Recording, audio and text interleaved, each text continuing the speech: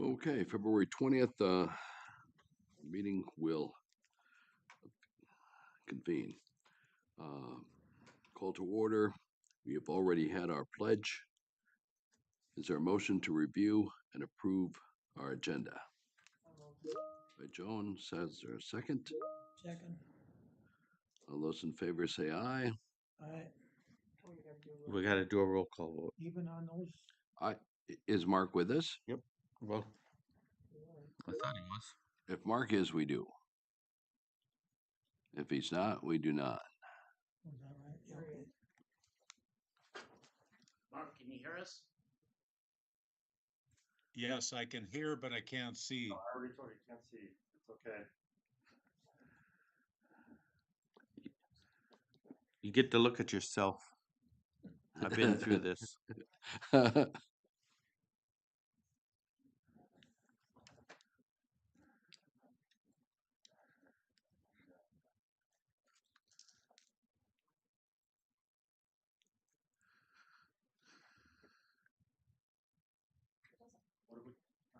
We're okay with our roll call vote? Okay. Paul? Aye. Warren? Aye. Joan? Mark? Yes. And Gary, yes. All right, we have 7 consent items. Any questions on any of those? I move to approve. Is there a second?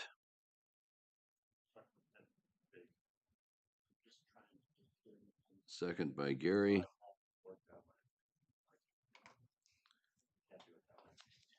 We have a motion and a second. Any further questions, discussion? If not, roll call vote. Mark? Yes. Joan? Warren? Yes. Paul? Yes. Gary, yes. County Board member issue. Joan? Okay, so after our last board meeting a couple weeks ago, Gary and I, we had a personnel committee meeting. And I think we were able to provide some direction on issues that were presented. But no action taken. Nope. And then I had the Santo One Watershed One Plan. And our plan has been approved by the Bowser State Board. So now, like Nicole is coming forward today to talk or have the implementation agreement. And so kind of our goal is to get everything in order to be able to submit for funding at the end of March. So then we would get the funding in April, and then because we have projects that are ready to hit the ground once we get the funding. Had East Polk Soil and Water, and we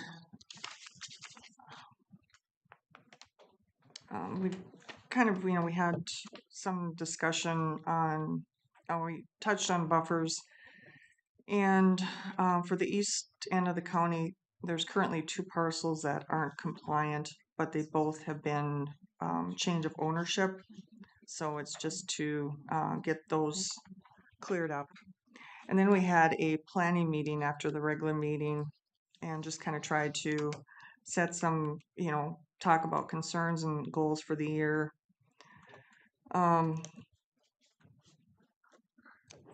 There was some discussion about around the lakes of encouraging your rain gardens and shoreline restoration projects. Also a fair amount of discussion on ditch spraying for noxious weeds and, like where there's funding available for that. Because I know previously they had received a grant from Enbridge that was passed on to like townships then for their spraying costs. So they were going to check into that. And then Gary and I had extension meeting.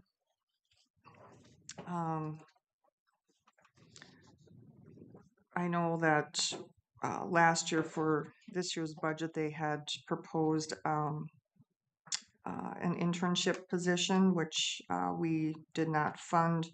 Initially, the foundation or the federation was going to pay for half, and then they wanted the county to pay for the other half.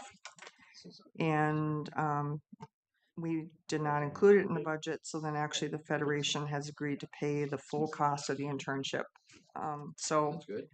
yeah, so just see how effective and how well that position does work out. And one thing we talked about, like tourism within the county, and just kind of came up with some ideas. If you had someone that was visiting, where would you take them? And so that was it was interesting of all the ideas that did come up. And I imagine there's other things that Gary can touch on. And then I had a DAC meeting, and with our new director, I mean, there's been some hiccups, but I think that things are moving forward. Have some possibility of new clients that are interested in going to the DAC for services. And financially, we're not in as good a position as we had been previously, but I think things are looking up, and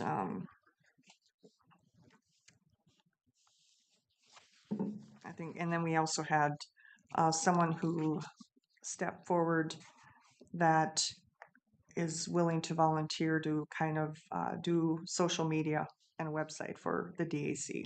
So kind of excited to see what that's going to look like. And I think that pretty much covers my last couple weeks. Mark? Had 1.5 meetings.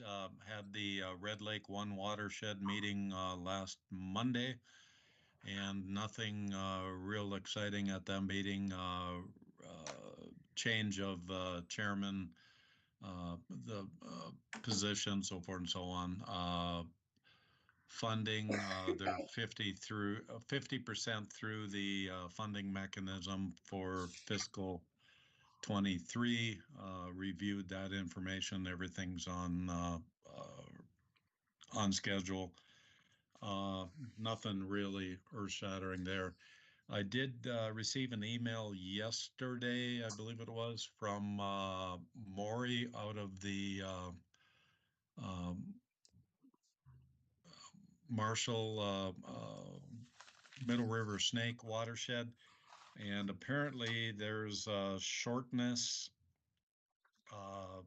with the ditch assessments. And I noticed on the spreadsheet it's mostly Polk County properties. So I have not spoken to him yet. I got an email out to him,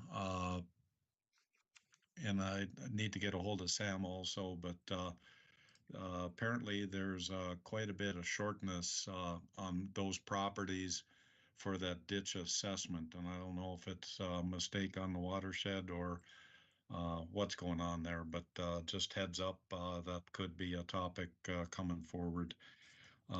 Also tried to, I know Warren was at the meeting for the Ditch 126. We tried to Zoom that, but because of the overlap, I wasn't able to zoom in on that one because of the Red Lake One watershed. Other than that, that's it. Thank you. Thanks, Mark. Paul? Tri-Valley last Tuesday, I once again experienced a online thing where I did a phone only. That was an interesting thing, but I listened to 3/4 of the meeting. Very interesting. Gary, I'm sure you'll expound on this. They talked a little bit about across the street, just Yes. very briefly, and then about the building they're in now in the rental agreement. That took up quite a time. It did. And but I understand where they're from, and I think overall that meeting's always a good meeting. It's start to finish. They're very and you can be pretty much in and out of there without much problem. They I just have to say how good and organized that group is. You know, Annie is good especially when you can't be there. But a lot of good information, but they rattle through things quite rapidly. So interjecting is tough. One more thing. Sure. I just have a question. Who has, is it our county that is in charge of um, the trail system from Crookston to Fertile on the old railroad bridge? Yes. Yeah. Mhm. Okay. I just say I had a call the other day. They had questions. They want to meet, and I don't know if I want to meet or do anything. But if they do, I'm just going to hear them what their complaints are, their concerns are. They say that they can't travel because it's too rough in the summertime. But I just need to get more information of who takes care of that. And I think that'd be Rich, right? That's right. Yeah, So I had a call on that earlier. I mean, I understand their issue, especially when they're riding, Mhm. but um, I don't know how to help them other than hear their complaints and then Pass it to Rich. then pass it to Rich. Yeah, that's my plan anyhow. That's all. We can deal with that. It's not hard. Hmm. They can call Rich too if they want. I think that's what I'm going to lead them to. So, all right, that's all I have. Warren. Oh, few things. Corrections met a week ago Monday, and that day there were 138 in custody. 24 of them were marshals, uh, inmates, and they brought in $39,000, which they're pretty good payers. The income for the month was 110,000. That's right where we like to be. Average enrollment or capacity or attendance, whatever, for the month was 131. Uh, as far as the condition of or the situation with the juvenile center, hopefully may open that thing later in March. There's only two positions that are not filled at this point, but their training is going on with the incoming kids. I can't call them kids, but they're younger people. So that's ongoing, and the average capacity or the attendance in the juvenile center for the month was 3.65. That's all on the non-secure side, and plus one percentage of a part of a percentage point on the secure side. That's basically where there's somebody causing some issues, problems, and they separate them out and are able to watch them that way. Probation, there were 97 new cases, closed 75, and there's got approval on the about a $500,000 grant for community crime intervention and prevention, and we'll just see where that one goes. But Andy was pretty excited about getting that one, and I'm sure there'll be lots of activity going forward on that. Then we had the area transportation partnership meeting. That was the first one in the process of how to spend the transportation alternative program funding. That's about $1 million this year, plus an $80,000 carryover from last year. There's 3 projects in contention for this money. The largest of that is in Crookston, and that project amounts to a combination of the Area Transportation Partnership and MnDOT. MnDOT involves the Main and Broadway streets, Main and Broadway from from Robert Street North is a MinDOT project, and that will involve converting the 3 lanes into 2 lanes and establish a bike lane in that process. And that's about $1.5 million project. And then the Crookston portion of that project is the area south of Robert Street on both Main and Broadway. And that's about a $1.2 million. Anyway, Crookston request is for $1 million. And that, well, that would eat up all of the money in this year's allotment. But we're looking at maybe running a 2-year program. And the other 2 projects, one in Boston would be amounting to extension of the trail system there, basically on 6th Street, if you know about where that is. Mhm. And that's about a $500,000 project, of much the local share for Boston would be $171,000, and they apparently have that in place. And there's a project in Thief River Falls, involves a sidewalk from downtown area, the grocery store area, over toward the middle school. And that would be, it's a pedestrian crossings and the improvement of the sidewalk or trail.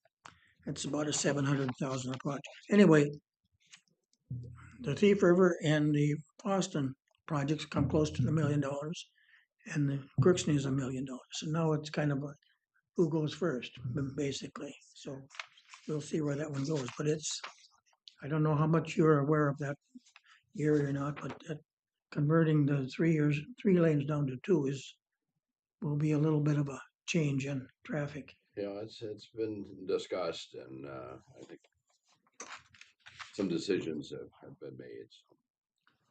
So it's a matter of the funding now. Yeah. And then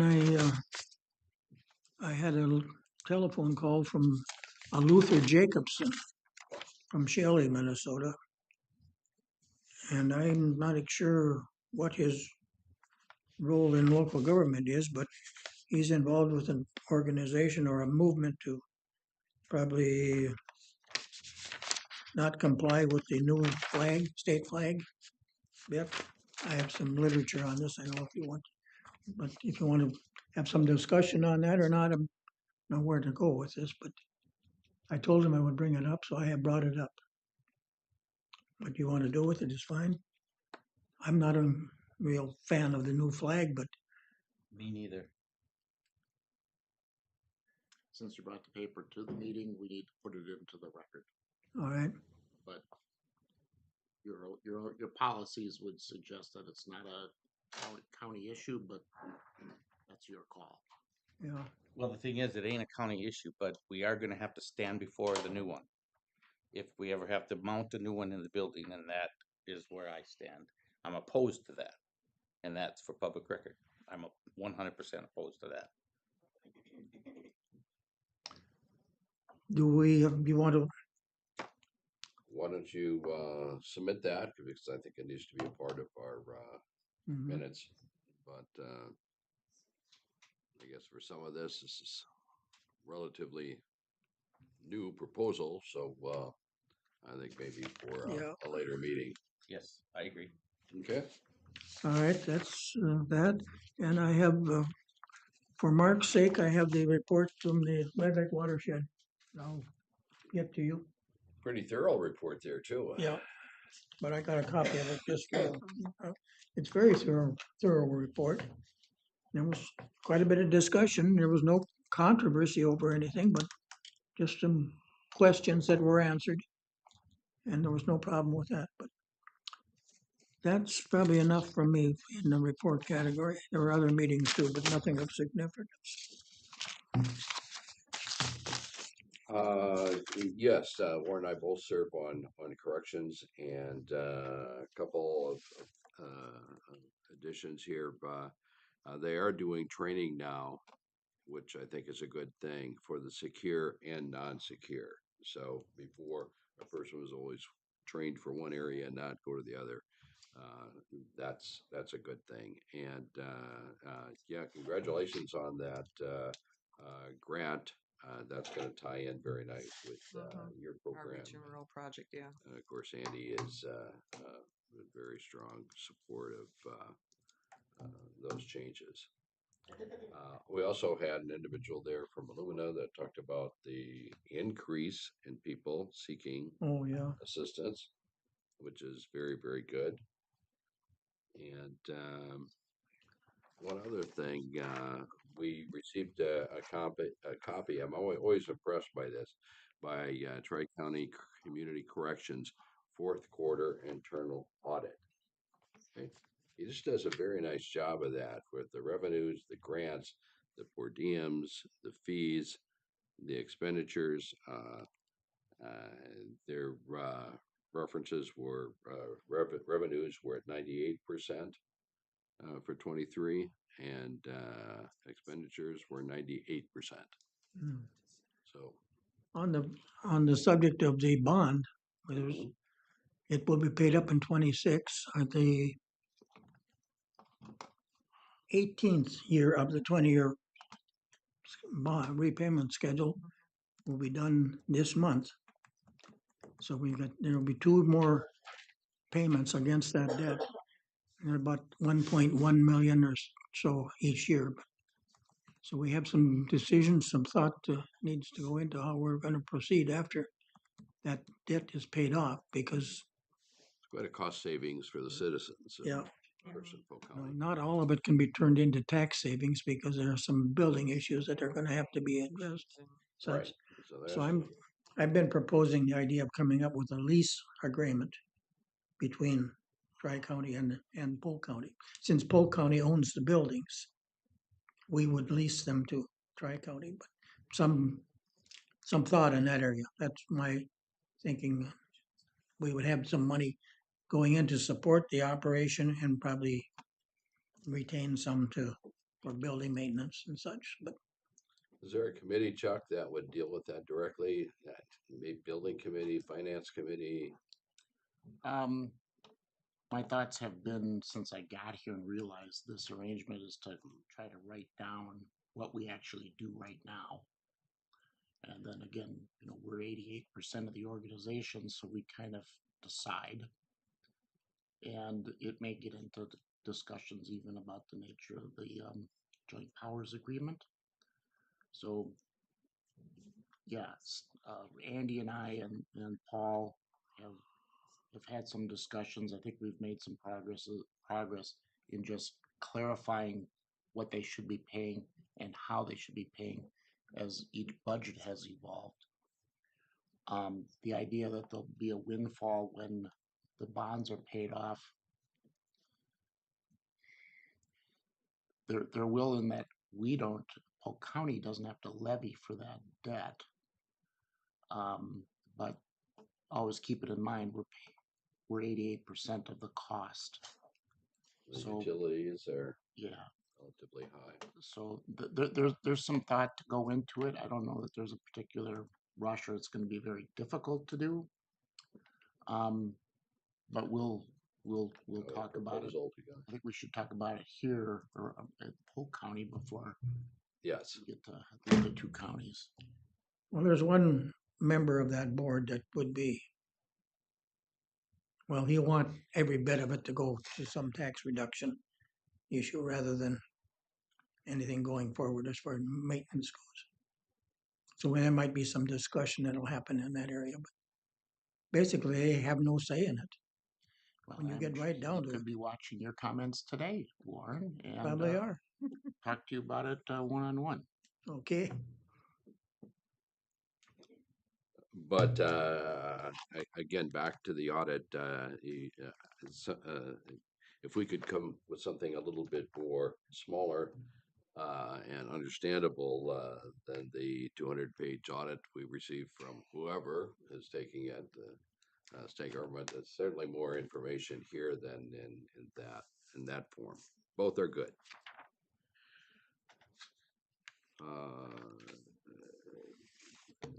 Yes, Tri-County, a lot of discussion. we do have a 10-year agreement with the owner of that building on what the rent charges would be. And he wanted to have a discussion regarding increasing that. And the board did not entertain that option. We did have a review of what our insurance costs are going to be, and that was a little bit of a surprise. Maybe not to everyone who's seen increase in their own home and vehicle insurance rates, but that is going to be going up approximately 10% for this year. We're dealing with Valor out of Grand Forks with that, and we did. When you review your HR code, you do make people a little bit aware of all 200 pages of it. We had our already first issue regarding the dress code issue, and there was a change that was made on that, very small one regarding a shoe procedure. Right, Ditch 60 met with Warren, a lot of information on that. Obviously, with the lack of snow, the thoughts of a flood issue this spring are minimal, but you can always get a 6-inch rainfall or a 10-inch rainfall, and you got another mess like Crookston had last spring. But very good information. Some been a change in staffing there, so it's a matter again to make those relationships and make sure that communication remains.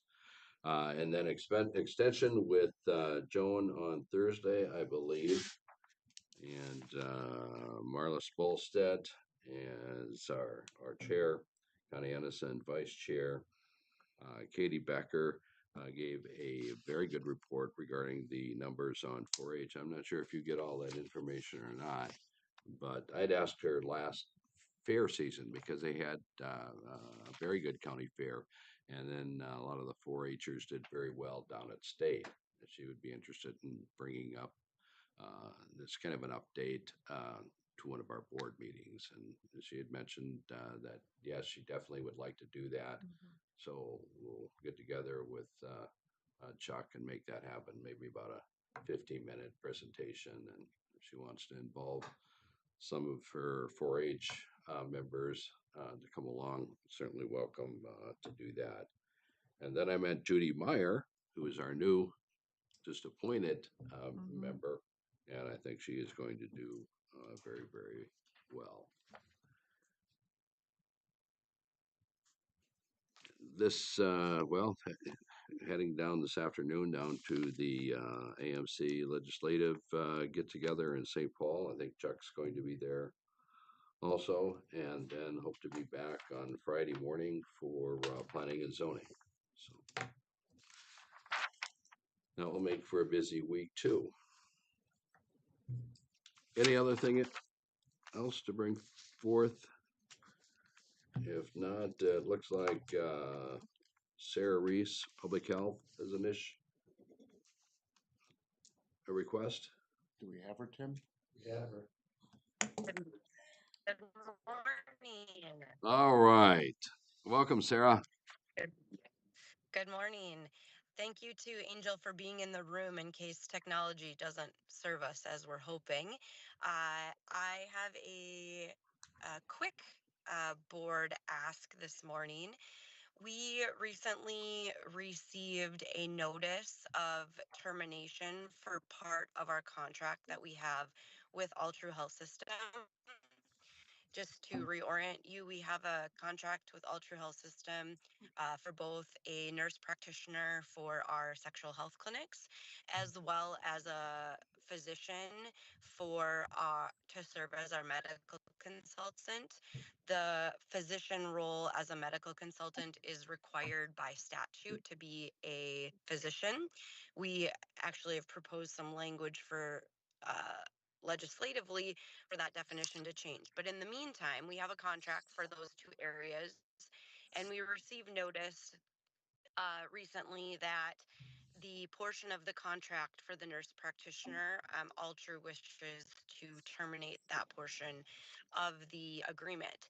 And so, as we do with everything, when we have a change in contracts, we reviewed our current resources and what we've done in the past and what we might want to do in the future. Previously, we had a nurse practitioner position. Because we weren't able to fill that position, of course, we went into this contractual arrangement. Uh, just to give you a little history, our previous nurse practitioner position served all three of our counties, Polk, Norman, Monoman, that are under the Polk, Norman, Monoman Community Health Board. When we went to the All True contract, then we divvied out the funds for the nurse practitioner position, and now Norman Monoman has a separate contract with a different provider right now.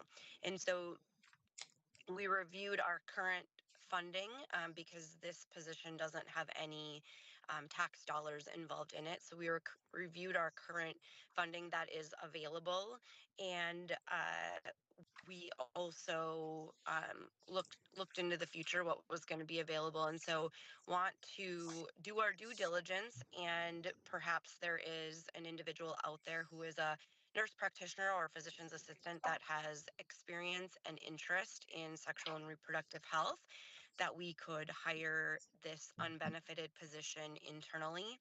And if not, in the meantime, I will also uh, continue exploring other contractual options. So my ask today is to advertise and post for a 0.28 FTE position, which really speaks to responding to our needs of our agency and, more importantly, the amount of funding that is currently available. And then obviously we would post that position. If it is not able to be filled, then we would continue to work on other contractual options. Okay. And I've Go Sorry, ahead. and I've also reviewed this with Elisa as well in HR. Sorry, I didn't mention that before. Any questions of Sarah? That 0.28% of a position is what, 1 day, or is it?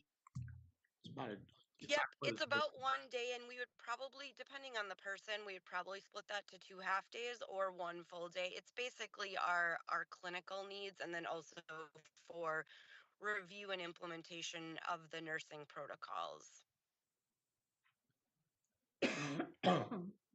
Angel, did you have anything else to add? Nope, she did a good job. Okay. Is there a motion to approve? I'll make that. Warren, is there a second? Second. By Joan. Any other discussion? If not, roll call vote. Paul? Aye. Warren? Yes. Joan? Aye. Mark? Yes. And Gary, yes. Motion is carried. Good luck. Thank you, appreciate it. Sheriff Tadman. there's your mouse. My agenda shows a Greg Woodseth item.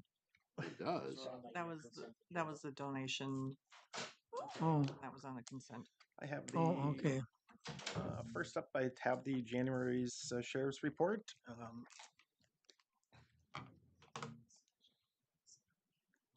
Okay. For the month of January, and these are backwards, so I'll start with that. So with our transports comparison, we had a total of 8,766 miles for the month of January for transports. And then our totals is we had 460 miles with mental health, 2760 for Minnesota transports to prison, and then our out of state, we had a couple pickups, was 3505, and then our federal for the month, which was very busy, was 1696. And those are the trips that are back and forth to Fargo. So, and then our total hours that we spent on the road were 193 8.5 hours that we spent for transports. So those are up, but like I said, the big one was the out of state. We had 3,500 just in that. So and that just breaks down your January transports and who went on them and how many miles they logged in each day and hours they put in. So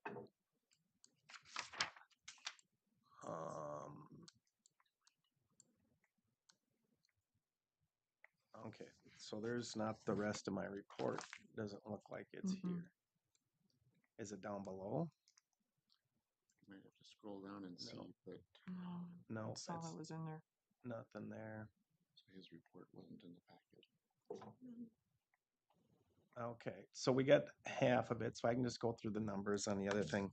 So our documented services for services for the month, we had paid services of 2,777.56, and no charge services were 1,595.66. So those are all the summons complaints that we received in for the month of January. For our dispatch center, our call count by call, we had 2,333, with 646 being emergency calls, 1,687 non-emergency calls. So just a breakdown on that. And I'll get to the other things. So, and then our reports for the month, our CFSs, we had assist agencies, we had 16. Civil process, again, 146. And our domestics, violent, nonviolent, we had a total of 4 with that. Once we got the snow, our motor vehicle property damage jumped up, so we had 20 for the month of January. So see what snow does when you're not used to it. It was just like, yeah. But a motorist assist, 22 again with that. And then public assist, we had 10. Our school patrol, 94. And then suspicious activities, total of 9. And that's with vehicles and then persons. And our total traffic stops that we had for the month of January were 99. And then I think that's what really stood out. Our transports out of state, we had 5 total. So that would be the rundown on the sheriff's report. Questions, concerns? Okay. And then this item was brought with for Nancy, a supervisor, dispatch center. It's my second item on here, and then Levi is also speaking about that.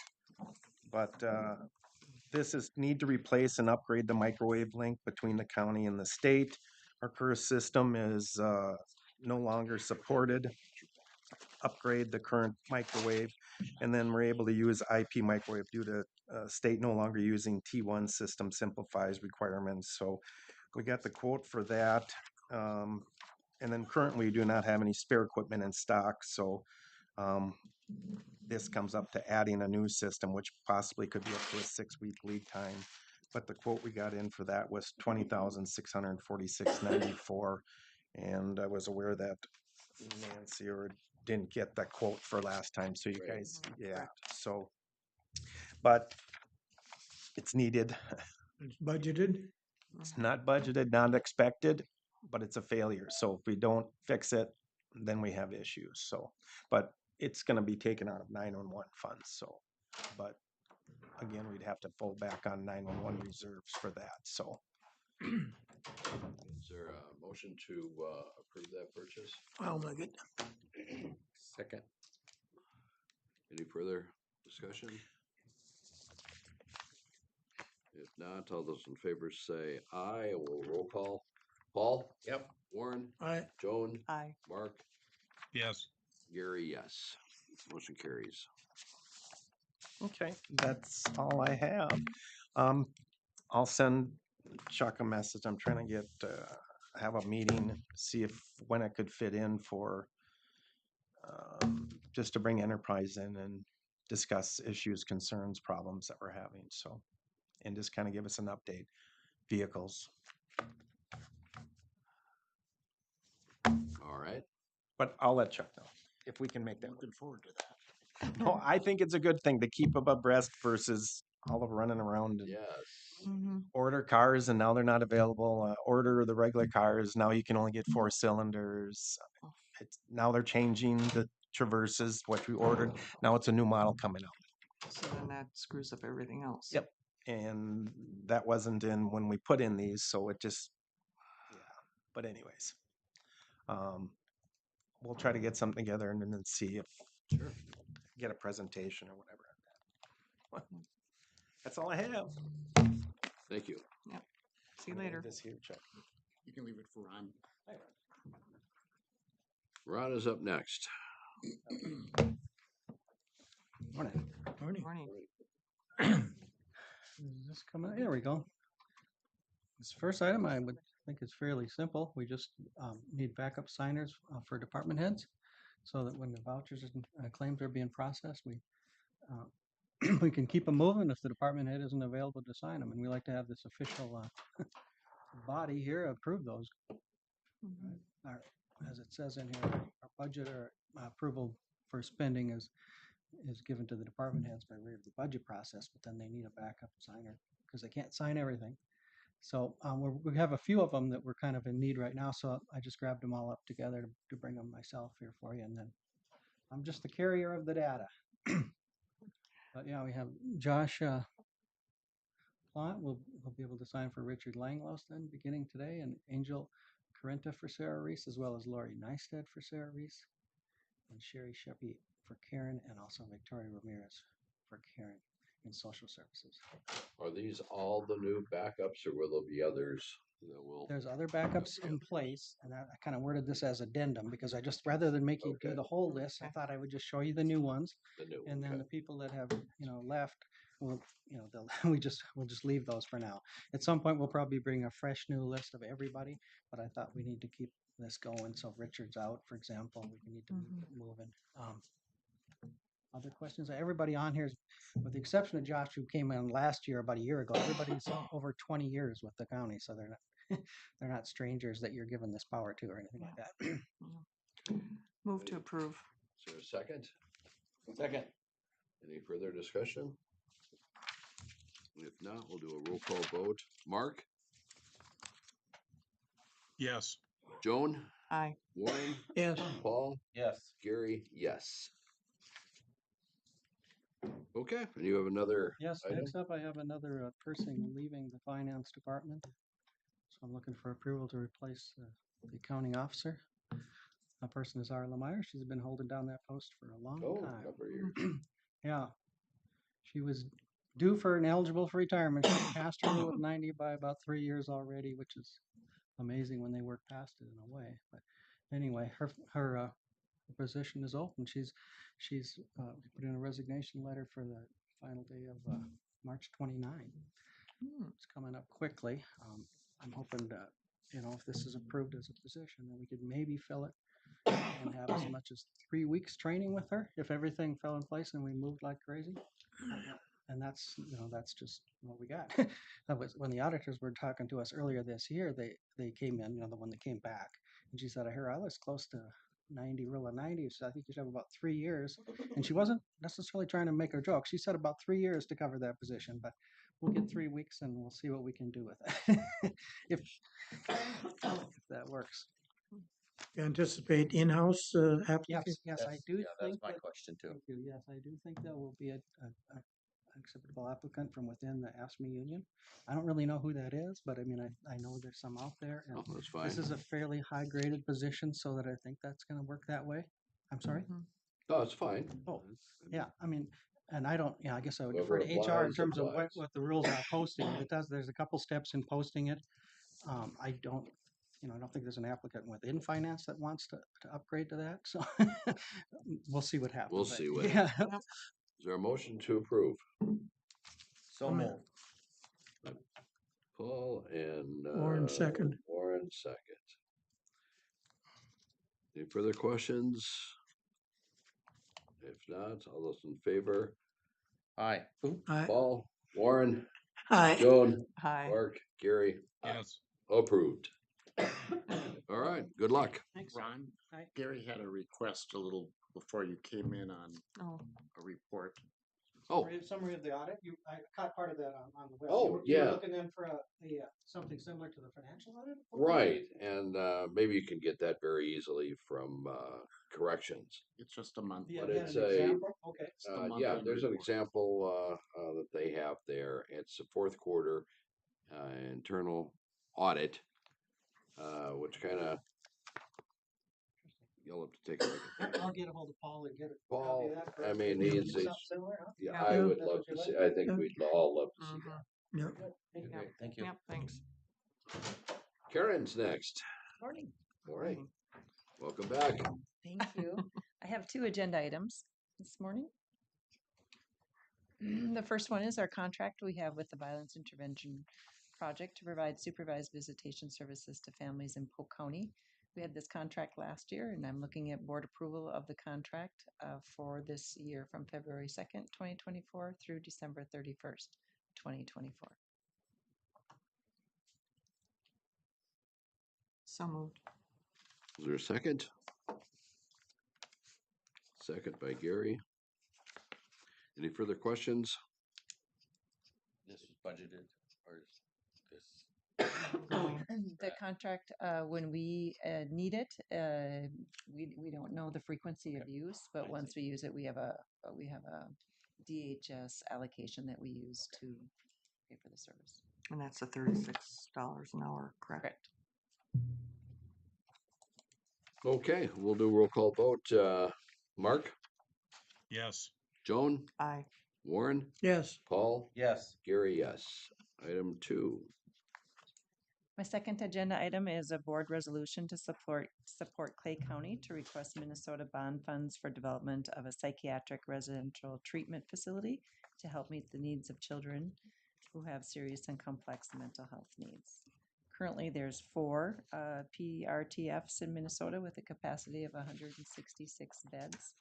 I did check with Clay County, and they said they are looking at a capacity of about 30 beds. It would be a phased-in approach depending upon staff and bed ratios. So I'm looking at a motion to approve resolution to support Clay County to request Minnesota bond funds for the development of a psychiatric residential treatment facility. So moved. Joan, is there a second? Second. Second by Mark. Any further questions? We received some information earlier this morning regarding that, so possibly not. If not, roll call vote. Mark, Yes. Joan, Aye. Warren, Yes. Paul, Yes. Gary, yes. Thank you. I just had one question, and that was earlier we had approved accepting gifts and donations. Yes. Does the county respond with a letter or a response from those? Thank you. When we get a donation, Right. yes, we usually will send a thank you to the person who sends us the funds. I think that would be most appropriate. Thank you. Yes, thank you.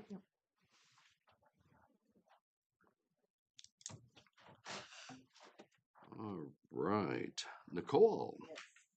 Good Morning. All kinds of good stuff going on out there. Yes. So my report today is just an update for you guys to see what's been happening in Polk County, especially West Polk with water quality projects. This one in particular, Polk County Ditch 99, which is on the east side of town, which is part of the project too, was completed this last fall. And the reason why I'm bringing it up is to showcase the fact of the partnership that went into doing this. It was the watershed district. We had the Red River Watershed Management Board, the county, FEMA, and also One Watershed, One Planning funds went in to pay for this. So the next slide, that slide. Oh, um, I don't know if I can move that over, but you got it in your packets as well. Most importantly, I wanted to show you guys where the funding came from. And you can see here that the watershed district, and this was an estimate at the time. I don't have the information for the final bills, but I wanted to make a point to show you how many different funding pools went into this project. Um, and also the one watershed, one plan, water-based implementation funding went in there as well, which paid for the technical and engineering costs. The landowners are very happy about this project on both sides. The working with the contractors went very well. And I believe the coordination and the positive outcome of this project now has carried on to Judicial Ditch 60 is where Highway 13 and 11 meet, if you look on the south side. So after our conversation with the consultant on County Ditch 99, JD 60 was brought up in conversation about this has been looked at. This has been something the county's been, highway department's been thinking about and considering something needs to be done. So since that conversation, we've met with Rich, the Soil and Water District, the Watershed District, to find out what's the next step. So we were able to secure funding through some supplemental funds that are available through the state to pay for a feasibility report. And that will be on this from the highway down through here, behind recards, I believe, to this point. So we secured $60,000 to pay for that engineer or feasibility report. I've been in contact with the recards to meet with them and tell them and talk with them about the planning right now. And also, I'd like to go out to their site because I know the shed here. It's failing right behind here. In fact, they told me that the concrete's already buckling in that pole barn. Yeah. So I'll definitely keep you guys updated on this and probably Rich as well to see what that report will reveal.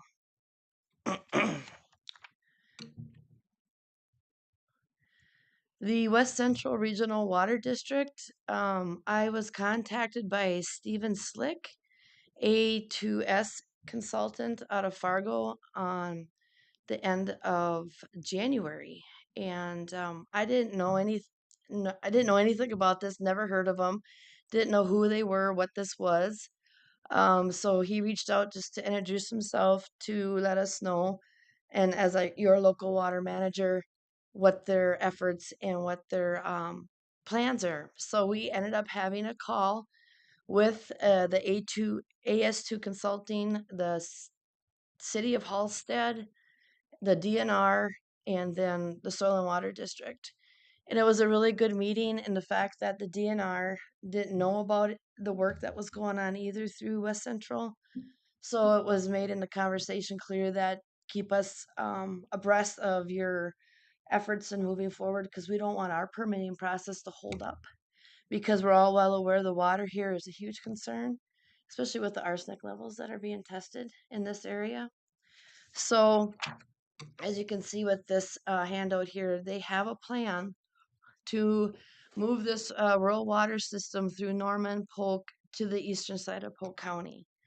So we talked about that too, as to what would entail, any permitting requirements that may be needed.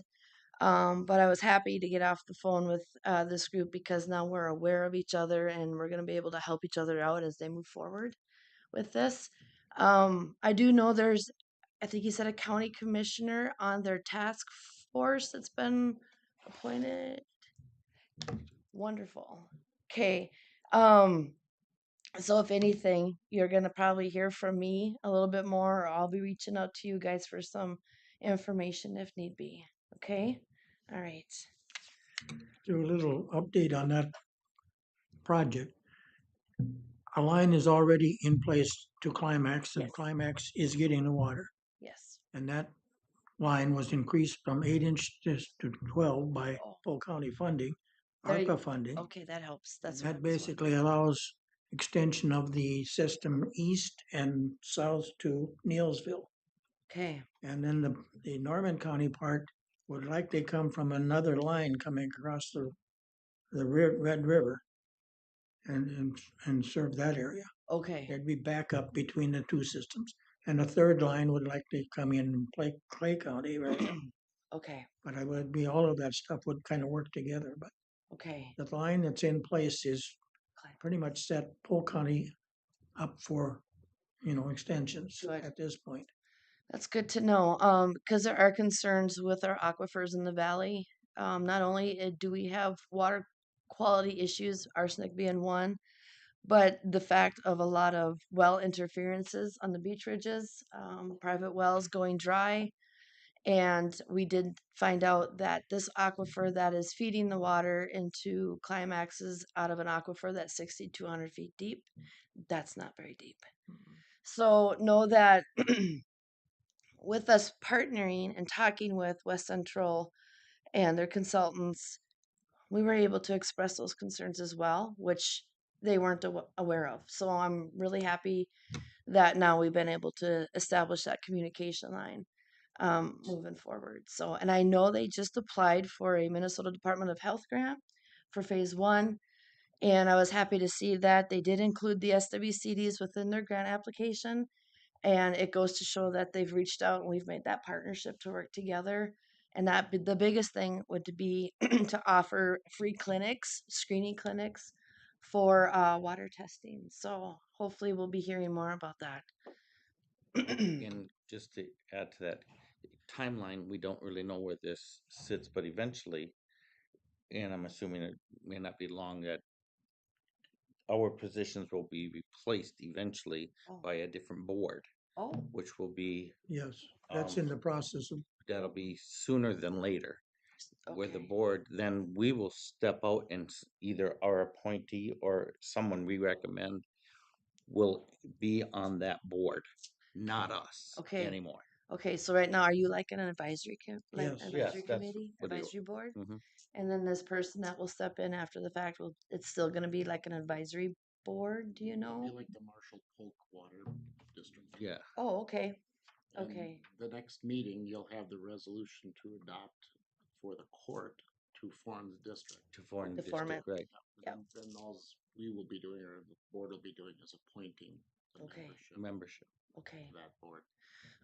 okay, And we may have more than one member because we are, correct me, because we're larger yeah, portion of the process. So we may have more than one appointee or nominee or whatever appointee to that okay. board. That's good, that's good. I do know, I'm glad to hear that. I do know the consultants did, um, submit a, um, bill to the legislature and it didn't go anywhere. And we talked about that on the phone that day. And one thing that the DNR regional manager had mentioned to the consultants, let us know because we can help support that. So when their supervisors or their commissioners ask, DNR and PCA commissioners ask, we're then aware of their efforts so we can help support that movement. So I'm hoping that they'll reintroduce that bill, maybe change the language on that as well. So They're working on it. are they? Yeah, nobody up here got anything in the bonding bill last year, but it'll be back. Good. Gary and I will be down there. We'll probably check on that. Okay, good. I'm glad to hear that. Because it's a need. It's a definite need. this is the first I've heard that aquifer is not that deep. Yeah. Or not that, Uh-huh. Yep. but the North Dakota people talk like there's no end to the water supply. I have a lot of concerns with that. Because that is what I they've have a been lot. pushing to us. Yeah. I have Is a that lot. that is I took it as an endless supply. Yeah, I did too. It's just This is something. the first we've heard of that. Yeah, just I'm worried about it. Because I'm pretty sure the aquifers don't stop at the state line and we're all within the basin. And I know the western side of the basin does not increase into height as much as it does east of here. But there's still a lot of shallow aquifers within those beach ridges. And when I heard 6,200 feet, I am concerned. And granted, here in the basin where our aquifers have that clay layer and it's considered confined, and it's very, very old water, it takes millions of years to replenish. So there's these concerns that were brought up in that phone conversation. So overall, I think it was very beneficial. So I am really curious to see how it moves forward and how this West Central one will be established and see what their plans are and if there's a strategic plan in place, however that may be. So we'll keep an eye on that and we'll stay in touch with you guys with it too. So, yeah. Rich. Comment. Yeah. If you look in the paper, Biden just signed a bill for this type of project to have federal funds. Okay. So you may have the ability to apply for a grant like you're gonna do later on in my session, to help pay for it as well through the feds. So Good to know. Thank you. I appreciate that. So I just want to say one thing leaving today that water supply in Polk County and the basin is under concern. So if you guys hear anything, please share and I'll do the same. Keep you guys updated. So a question, like where this water's coming from North Dakota, like, Minnesota where DNR has, the permitting like over irrigation and those type of things. Does the DNR in North Dakota have, that ability to limit the amount of water that, the water district can pump out? That I don't know. I don't know how they regulate that in North Dakota whatsoever. So you'd think there'd be something in place. I'm sure there is, but I don't know the specifics. Moving ahead, I just wanted to mention the Houston Avenue cliff erosion. The citizens formed a group called the Houston Avenue Cliff Committee, I believe, and they did reach out to the SWCD last summer and also the DNR, and have been continued to stay in conversation. And through the conversations we had, it was advised to have a meeting with the city, and it was in, oh my goodness, December that the citizens then presented to the city about this issue and their concern. And West Polk was there and presented on their behalf as to they did contact us and we are aware and we have been in touch with the DNR. And also the watershed district was there as well. And since then, the Red Lake Watershed District has secured funding to pay for a geotechnical survey of that area to find out exactly what is going on inside the bank. But once that is completed and once the report is shared, nothing can be done until the city takes this next step. So I'm waiting for our next meeting with the city council, with this group and the DNR and the watershed district to see what their plans are. From what I have observed and heard is that the city needs to come up with a plan of a buyout, but that is just what I observed through the meetings. I don't know specifically what will have to happen, but I wanted to make sure to keep you guys aware as well.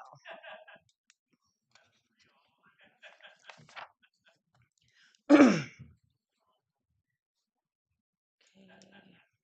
Next is our natural resource block grant. This is that block grant that is awarded to the counties, which then the counties submit the payments to the SWCDs.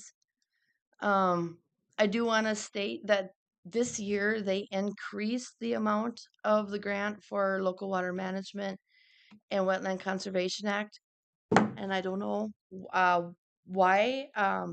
Generously, that's great, but I don't have the formula to tell you why exactly that is. But we were happy to see that they did increase that award amount. So with this is that relationship and connection that the SWCD has with the county. As when the county receives the money, then the county submits the SWCD their portion of that program, which is the Local Water Management, the LWM, and the WACA, the Wetland Conservation Act. So we had quite a few discussions about this in the years past, just to try to understand how this works. There's a match required. So a memorandum of understanding was created and approved in 2022 with West Polk and the county in regards to the match. And it is to do a 1-to-1 match not to exceed the $17,554.50. I do have a request, looking through the current MOU. It does say here that the SWCD needs to invoice for reimbursement on a monthly basis. It'd be through an invoice. And I'm wondering if we could submit an invoice at the end of the year.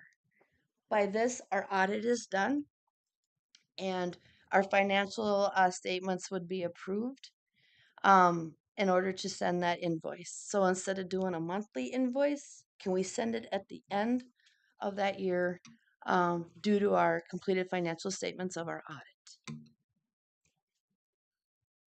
And this is to support the SWCD's working for or doing the Local Water Management Program, the Wetland Conservation Act, and also this grant holds funding for Jake's programs, which is Shoreland and SSTS. So the only request I have is just to change that timing to send an invoice instead of monthly. Have it at the end of the year once our audit financials are completed. Maybe we can talk about that next week. Sure. Yep. Give me a call. Yeah. So other than that, lastly, but here, so the Sandhill River Watershed Based Implementation Fund, this is the last watershed area in Polk County to receive watershed-based implementation funds. Once our plan has been approved by Bowser, by the Board of Water and Soil Resources, and once this work plan is inserted into our in-lake reporting, we will receive $705,267 to do projects here in the Sandhill River watershed area, which is south of Crookston. And you can see here we've divided the money out in technical and engineering assistance, ag practices. That is your side water inlets. That is pipes from drainage from the field going into ditch systems or into streams or lakes or rivers. Also wascobs, which is another drainage conservation practice within the fields. Also soil health. So, and here we have groundwater listed here.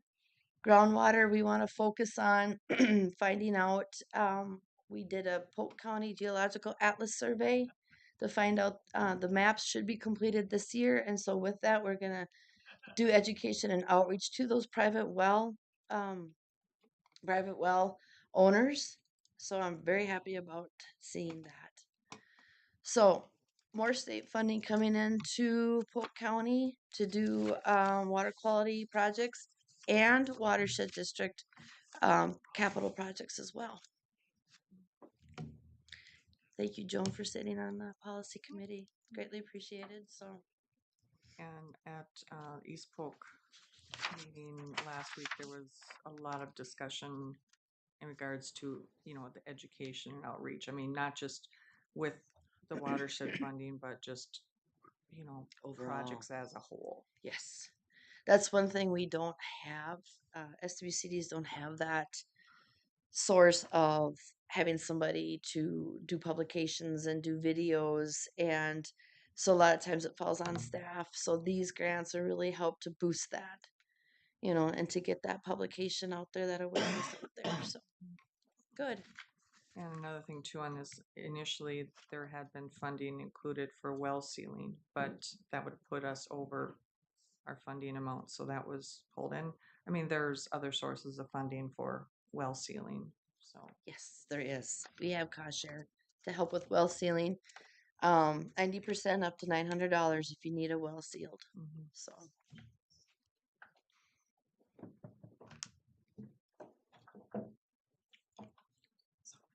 Any questions? If not, thank you very much. Thank you, and I'll keep you posted about our groundwater. Thank you. Yep.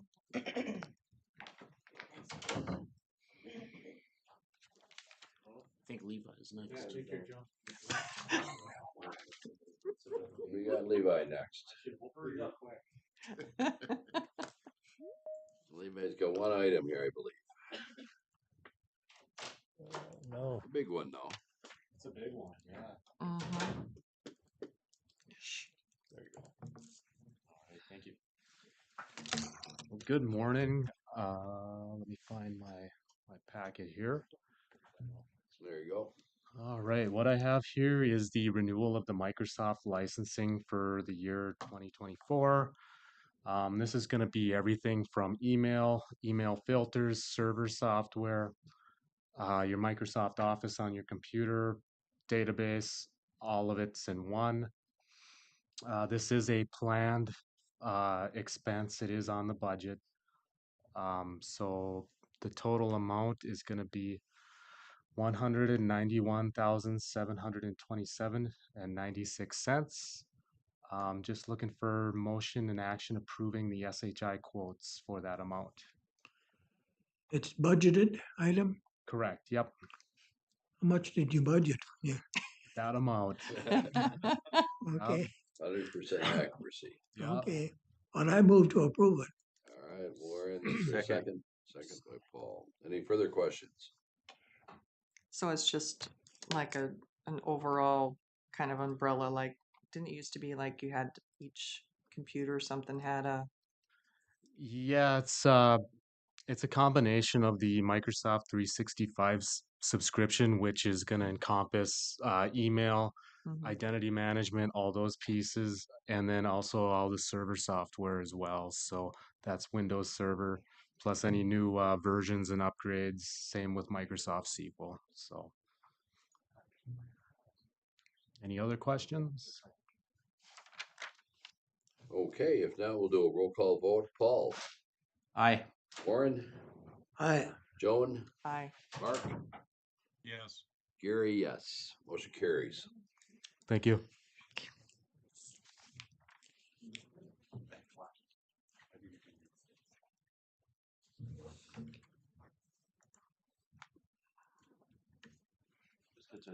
Oh, you should left it there. No, I don't want that there. Right here. Oh, yeah, you're in. Brian. Don, we're just waiting for Stuart, so you're good. Okay, go ahead.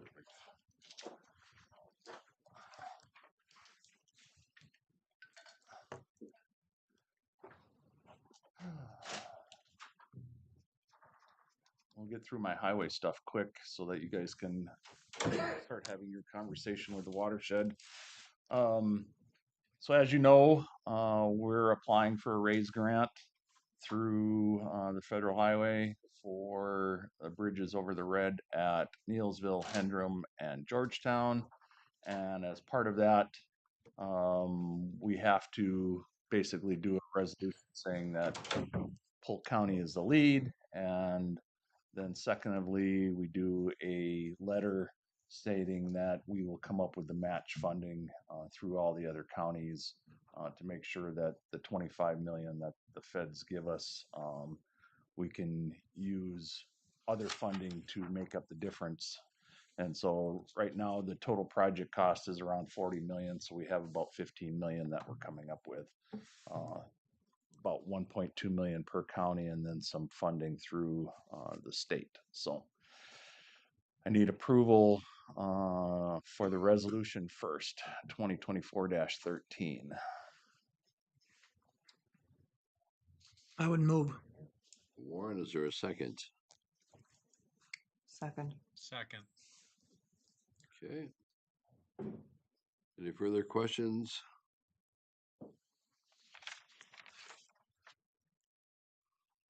Mark, Yes. Joan, I, Warren, Yes. Paul, Yes. Gary, yes. Motion carries. And then secondly, the funding match letter.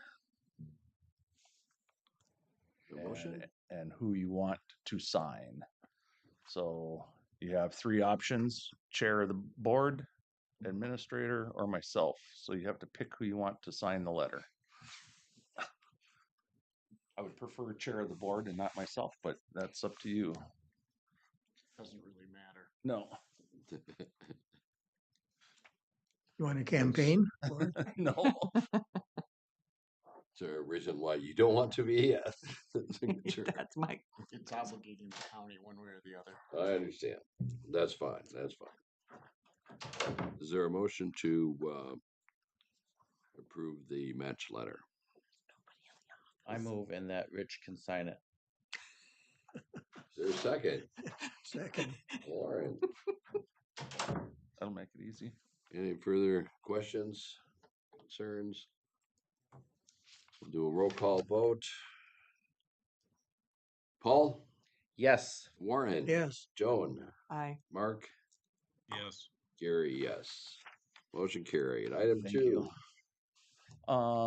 So every year we do a bridge priority list to the state so they know which bridges we're planning on replacing, how much they're going to cost, and then what we're expecting in state funding from them.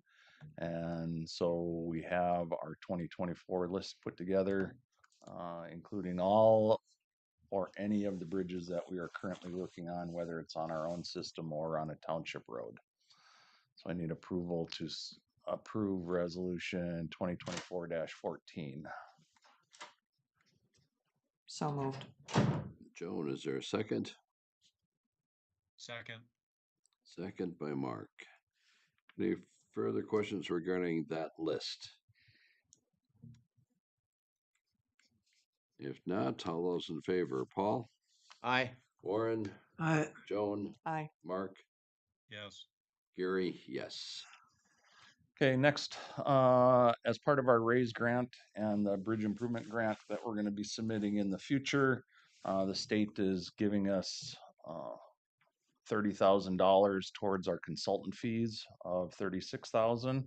And so I need to approve MnDOT grant agreement 1055490, and also the resolution that states that the chair and the administrator can sign the agreement. So first, approval of agreement 1055490. I move. Second, I Sec- second. Paul? Any further questions? Mark? Yes. Joan? I, Gary? Aye. Warren? Yes. Paul? Yes. Motion Next. carries. Next, resolution 2024-15. Like I said, basically gives the administrator and chair the approval to sign the agreement. so moved. Joan? Second by Gary. Further questions? If not, we'll do a roll call vote. Mark? Yes. Joan? I, Warren? Yes. Paul? Yes. Gary, yes. Okay. Next, Polk Russia Township agency agreement. So we're working on a bridge replacement in Russia Township. We send them the agreement, they sign it, comes back to us. And then I have the administrator and chair sign the agreement, and then also the county attorney. So I need approval to approve the Polk County Russia Township agency agreement. I so move. Paul? For a second? I'll second. Second. Warren and Mark. Any further questions regarding that Russia Township agreement? If not, all those in favor, Paul? Aye. Warren? I, Joan? I, Mark? Yes. Gary? Yes. Last but not least, the city of East Grand Forks is putting in a RAISE grant application for a planning grant, not an actual bridge construction grant, for a bridge over the Red River between Polk County, Grand Forks County, and or the city of East Grand Forks and Grand Forks. And so They've asked the county for a letter of support for their planning grant. And so I need approval to have somebody sign the letter for the county. Okay, a motion to move forward on that application. I'd move. I'll have a question too. Yeah, well, Warren will take a second and then we'll deal with your question. Second. Second by Paul. Okay, question, Warren. I was understanding by news reports such that the intercity bridge is not a part of the current proposal. It was strictly Merrifield Bridge, but It's for bridge and or bridges and a planning grant. So whether or not the city of Grand Forks and wants it or not, it's going to be part of the planning grant to determine where and if a bridge should cross the Red River somewhere in those locations. we have a planning study underway at the point, and I haven't Yep. seen any results from that yet, but Well, that's this. So we're asking the feds to help pay for this, this planning grant above. okay. Yes. When is the result or the findings supposedly to be made public? It won't. Determined. So if it gets so similar to our Neilsville Bridge grant application, sometime in the fall, they're going to decide who gets funding, either for the planning grants or for the construction. And then you have basically 2 years to finish it. So more than likely not until 2026 or somewhere around there would we have the ability to have this entire planning grant to a point where it would identify whether or not a bridge would go in at should go in at Merrifield or any intercity bridge. Okay, I thought the findings of this study were going to come up pretty soon, but if it's 2 years away, It's the environmental, it's everything that goes along with yeah. these bridges and or bridge. So, correct. Okay. Any further questions? The only question I have is who you're going to have sign the letter. If it's the same as the previous letter, I can sign it. Otherwise, you have to pick somebody else. Well, I think you stated you were willing to sign the application. Yeah. I think If that's that's good. okay with the motion. Include that in the motion? Yes. Stay consistent. Okay, second, it's okay with that? All right. We shall proceed then. There are no other questions. Paul? Aye. Warren? Yes. Gary? Aye. Mark? Yes. And Joan? Aye. Motion carries. Thank you. So you have 5 minutes until 11 o'clock. Can they start earlier or do you want to start right at 11? Did you agenda this meeting for yourself? You We have a could quorum probably have a break in there if you want. for 11 o'clock? Then I suppose we have to wait. Okay. Well, let's take a 5-minute recess if anyone wants to take a quick break. You got it all set up? Just go walk around a bit. That's not what I wanted either.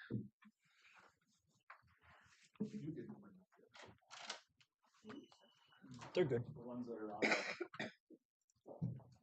And if you guys want, if the board wants to pull up their chairs, that way the microphone will pick up everybody.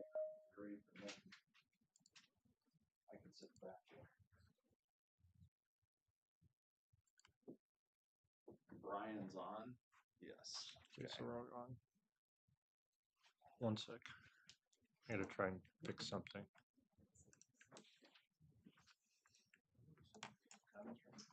Yes.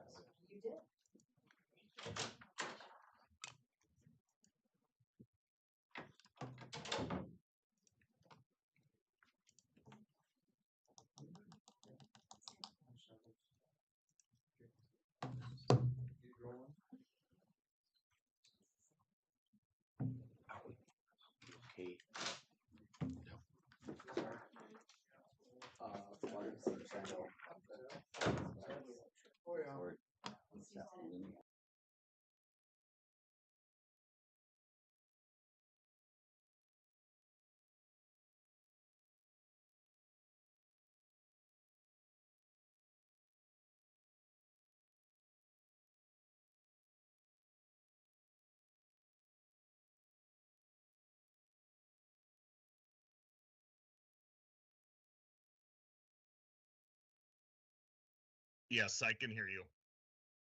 Yep, I hear you.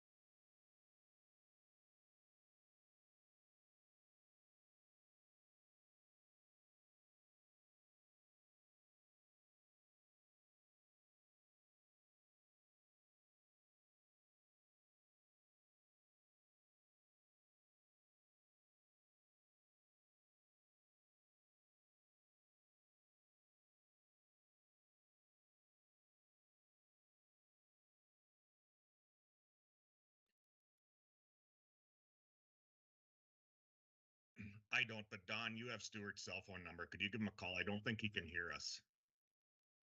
Stuart, can you hear me? Yes, I can hear you. Yes, I can.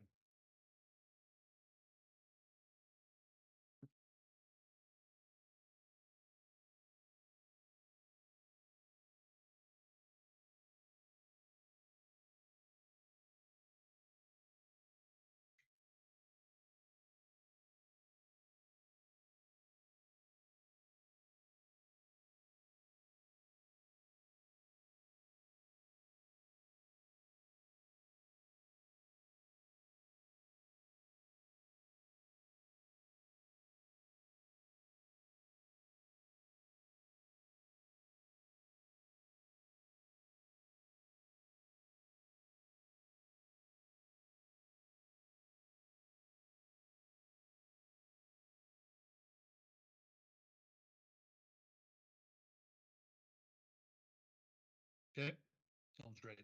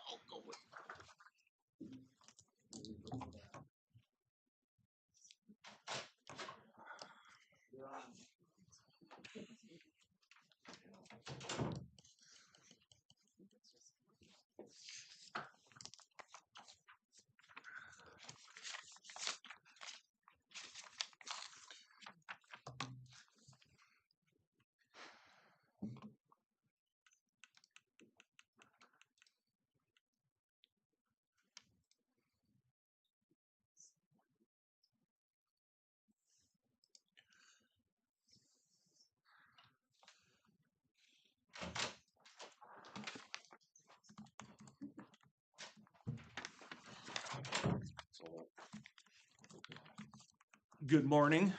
Morning. Morning. Yeah, so currently you have the Sandhill River Watershed Board members here and the administrator. You also have two board members on via Teams. And then we also have Brian Murphy, who works for H2O, that does redeterminations for ditch systems. And as requested for this meeting, the Sandhill River Watershed is looking at possibly doing a redetermination of benefits on the Sandhill River Watershed ditch part of their Sandhill River. And as part of that, we may want to do redetermination of benefits of the ditches that drain into the Sandhill River. at the same time to cut down on costs to both entities and also make it more efficient when doing the redetermination. So Brian, you want him to do a presentation first? Is that something? Did you introduce yourselves? No? Let's do introductions first. So Loud. loud. April Swinby, Sandhill River Watershed District Administrator. Sean Breggy, Sandhill Watershed. Clayton Barks, Sandhill Watershed. Greg Olsted, Sandhill Watershed. Zach Herman, I'm with Houston Engineering and serve as a consulting engineer for the Watershed District. Okay, thank you. Mr. Andringa? Here. You want to introduce yourself? Yeah, Don Andringa, manager for the Sandhill Watershed. And then Mr. Christian? Stuart Christian, Chairman of Sandhill Watershed District. Mr. Murphy? Brian Murphy with H2 Overviewers. Okay. And do you guys want to or not? Paul Reese, Polk County Commission. Warren Strandell, Polk County Commissioner. Gary Wilhite, Commissioner. Joan Lee, Commissioner. Then Mr. Holey? You're You're on muted. mute. You're muted. Mark Holey, Commissioner. Okay. So now everybody knows everybody. Mr. Murphy, do you have a presentation you want to present? Yes, sir, I do. Okay. And then when you're done with your presentation and we're done with the meeting, if you could email your presentation to me so I can get it to Val and the administrator so they can put it as part of the packet, that'd be great. Happy to do so. So can everybody hear me okay? We'll start there. Yes. Okay, I want to thank Chairman Wilhite, the other commissioners, the managers from Sandhill River Watershed District, the staff, and members of the public at large. As mentioned, I'm Brian Murphy with H2 Overviewers. Up on the screen here is the rest of the members who work for the team. I'm a 12-year drainage contractor. I've spent most of my life moving water from one place to another. Larry Murphy, probably many of you know him. He managed the rural water system in Marshall and Polk rural water out of Warren, Minnesota. Bob Conley, also with the team, is an agronomist out of Warren. Derek Ebertowski from Grand Forks has been in the customer service business his entire life. Ken DeGear, a retired colonel from the U.S. Army National Guard, and brings some GIS capabilities with him. And then we have Scott Henderson, who was a former administrator of a watershed district, and he's got a master's in environmental science, as well as Aaron Goldman, a former drainage inspector who has a master's degree in geology. So quickly, before I get going too far, I wanted to let you know that I'm going to kind of explain to everybody how we kind of got here to this meeting, the situations that Sandhill River managers are facing. I think they're being very proactive in trying to efforts to right a wrong that's been out there for a long time. And then kind of how Polk County is involved in this whole thing and why we're here today talking about that. And I'll go over a little bit of the process we use to do the redetermination. And then, of course, if anybody has any questions, we'll open it up at the end for questions or discussion. So the first thing I want to talk about is the drainage code. That's really what's gotten us here. And this first part of it is really kind of the crux of the whole issue for everybody is the Drainage Authority shall inspect and maintain the efficiency of the drainage system. And in an effort to maintain the efficiency of the drainage system, the Drainage Authority also must make sure those lands utilizing the drainage system pay for the maintenance and repairs of the system in a fair and equitable way. This is a requirement by drainage law. So we kind of come back to this first statement here where it says the Drainage Authority shall inspect and maintain the efficiency of the drainage system. Not only is this in code, but it's also been challenged. There was a case, maybe you guys are familiar with it, maybe you're not, but it was Blaine v. the City of Sartell. And it was where this is not the actual footage of this this incident, but Mr. Blaine had property that flooded after a 1-inch rain near the city of Sartell. And he got a little bit of water and he kind of backed it up and decided to move on. but then a few days later, there was another 1-inch rain and it filled his basement full. And how it was determined was actually Stearns County was the drainage authority for the ditch system that overtopped and damaged Mr. Blaine. And the courts agreed with Mr. Blaine, stating that the claims involved damages resulting from negligence in maintenance, operation, or inspection of the drainage system. So it really became that first time where these laws were challenged and someone said, no, I was damaged. I was damaged because the drainage system wasn't maintained. So this has really kind of put a little bit more teeth and a little bit more oomph in what everybody is looking at as far as maintaining these drainage systems. The other law that really kind of gets us moving forward with redeterminations, and this one's specifically for the viewers like myself, but it says the viewers shall determine the amount of benefits to all properties within the watershed, whether the property is benefited immediately by the construction of a proposed drainage project, or the proposed drainage project can become an outlet for drainage, or makes an outlet more accessible, or otherwise directly benefits the property.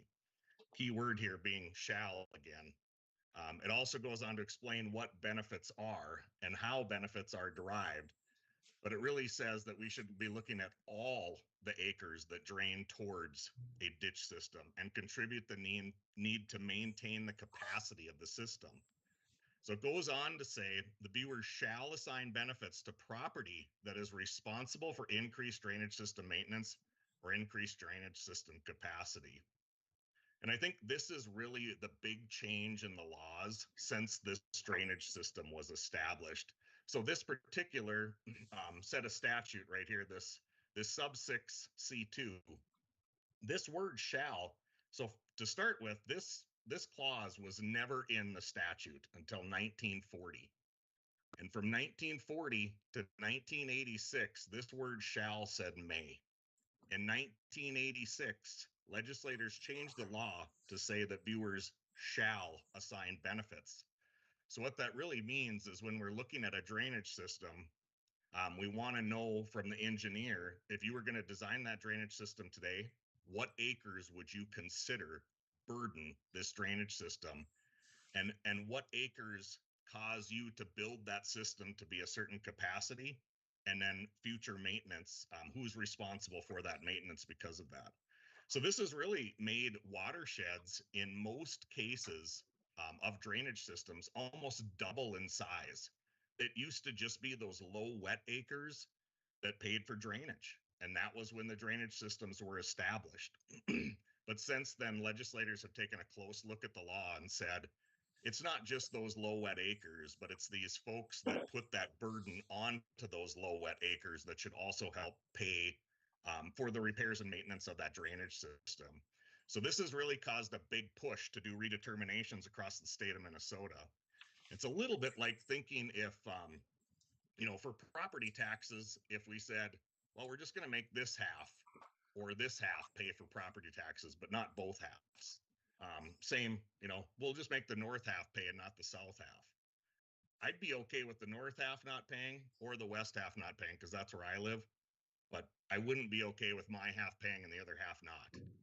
So another little bit of history that I found kind of interesting was most of these drainage systems were established in early 1900s.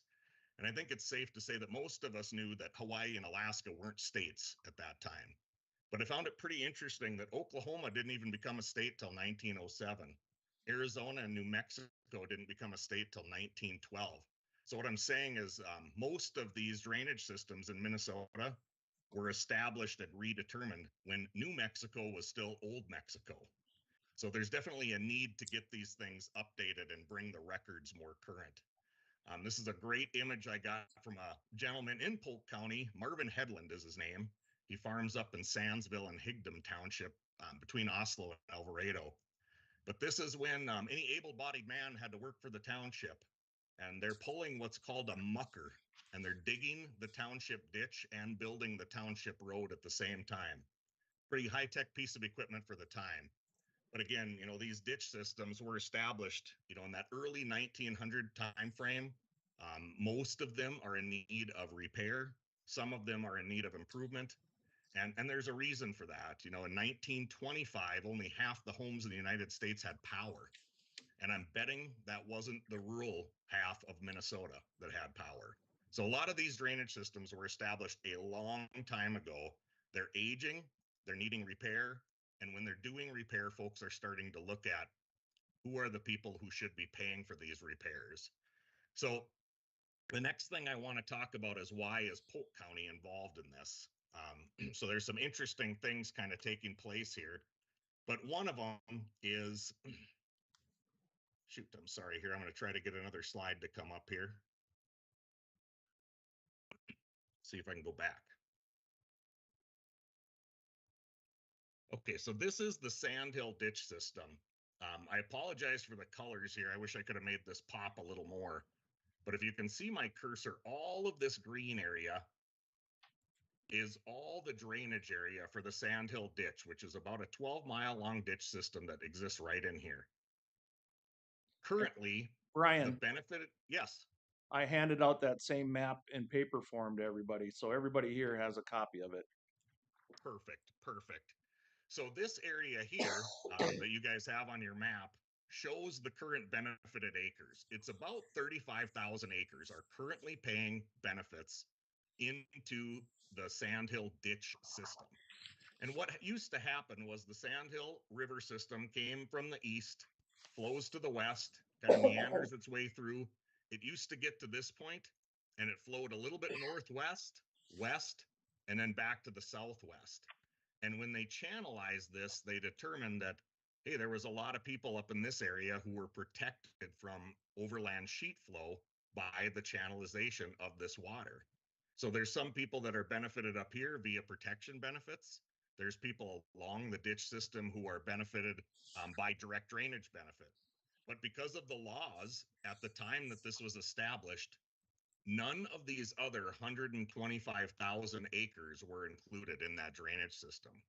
So what you have is you've got a huge area that's placing a burden on this drainage system, and none of these folks are helping to pay for that burden that they're placing on the drainage system. And again, per the law since 1986, they should be included. And the reason I'm talking to Polk County about this, and including you guys, is sprinkled throughout here. There's a Polk County Ditch 57 here, 122 here, 65 here, and then a handful of ditches over on the far east end that contribute into the watershed and ultimately burden the drainage system in some way, form, or fashion. Now, what we do when we do a redetermination of benefits, just to give you an idea, let's just say if we're doing the redetermination here and we're charging $4 an acre to redetermine benefits, we charge $2 an acre or half that amount to calculate contributing systems if we're not doing a redetermination. So that's, you know, kind of why Rich wanted me to talk to you folks today is about that. So quickly, to explain how outlet benefits are calculated, I have this slide here. And this slide is obviously not of the Sandhill ditch. But in this example, this is the primary system that would operate very similar to the Sandhill ditch. And then we have a couple of ditch systems that contribute to that system. And I just want to talk through how contributing systems are calculated. And it's actually by multiplying two numbers. So bear with me. This gets a little mathy, but I think it's pretty easy to understand in the end. And the first thing we need to look at is what's the total watershed acres here of this entire watershed. So this entire area, we're going to say, for example's sake, is 10,000 acres. So then we need to look at what each contributing system is of that 10,000 acres. So we're going to say this light blue system is 2,000 acres or 20% of the total. We'll say this green system is 4,000 acres or 40% of the total. And then the second number we need to calculate is how much of this channel does each one of these systems use? So if we extract this system and we say it's a total of 10 miles, then we need to look at how much does the blue system use. And in this example, we're going to say 7 miles or 70%. So then you take that 20% times 70% and come up with 14%. And for the green system, we're going to say it's 8 miles or 80%. So you take that 80% times the 40% and get 32%. And ultimately, what we're trying to say here is if $1 was spent on this system for repairs and maintenance, this system would be responsible for 14 cents. Likewise, if $1 was spent on this system, this green system would be responsible for 32 cents.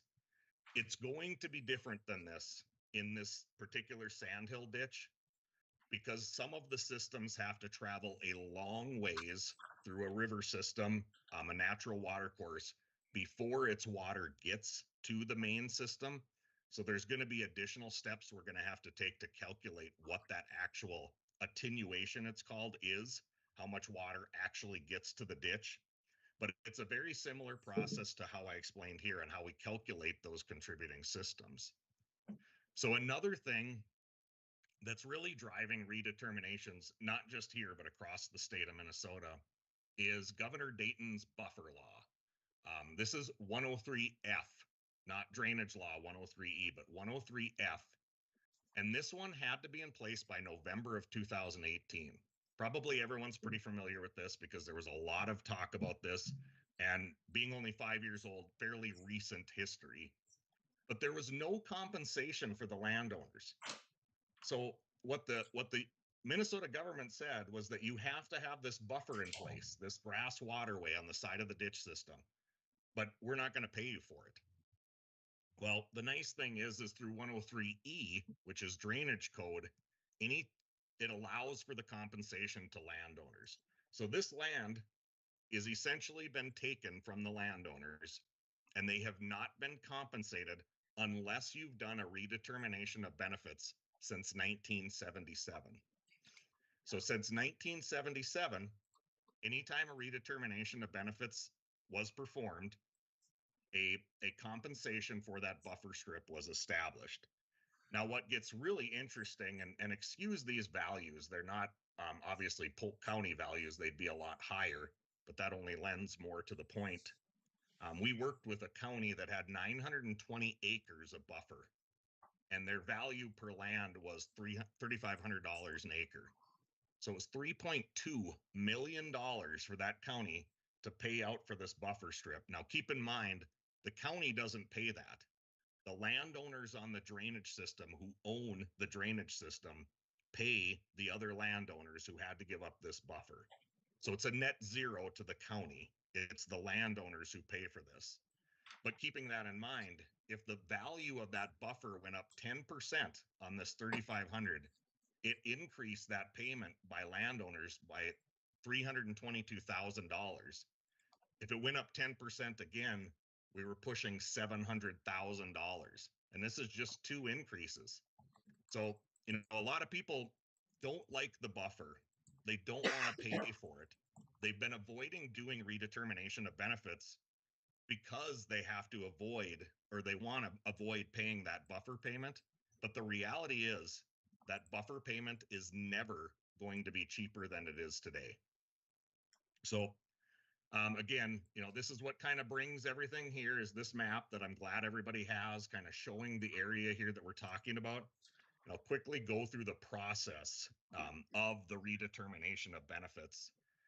Sadly, for the Sandhill Board, we've talked about this probably 2 or 3 different times, but they really have 3 courses of action here. They can do nothing and not do the repairs and maintenance. And we kind of talked about that there's ramifications about not following the law and not doing the redetermination, or sorry, not doing the repairs and maintenance. So there's that to consider. Then the other option is we're going to go ahead and repair this 12-mile stretch, but then only these folks in the red box are going to pay for it. Or you spend a significant amount of money, you do a redetermination of benefits, you get the buffer strips paid for, and you get all the people who are using the drainage system to pay for the repairs and maintenance. So that's where we kind of talk about the process of doing a redetermination of benefits. And I'm going to outline the process that we use. This is the exact presentation I give to every landowner that comes to meetings that we invite them to, when we walk through and talk through what the redetermination of benefits means I kind of do the exact same thing I've done here. We set up why we're here, why we're talking about this, and then kind of talk through what the process was. So our process was defined over 8 years ago, and we were lucky to get input from many landowners, boards, both watershed and county boards, legal experts, engineers, outside engineers, county engineers, data processing specialists, and our own company experience. But we follow a process that requires we follow specific steps to ensure a high quality, fair, equitable, and defensible result. We've evaluated over 3 million acres in the state of Minnesota in over 30 different counties, and we've yet to be overturned for the merit of our work. Stuart, could you just nod? Are you able to hear me okay through this? Okay, good.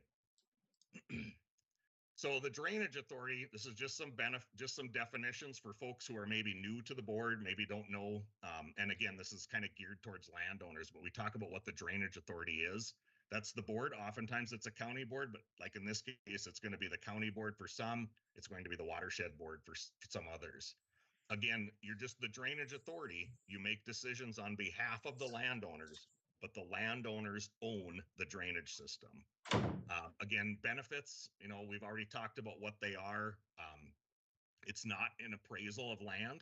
It is actually the benefits derived to each acre via the drainage system. Another thing we end up talking about is notional amount.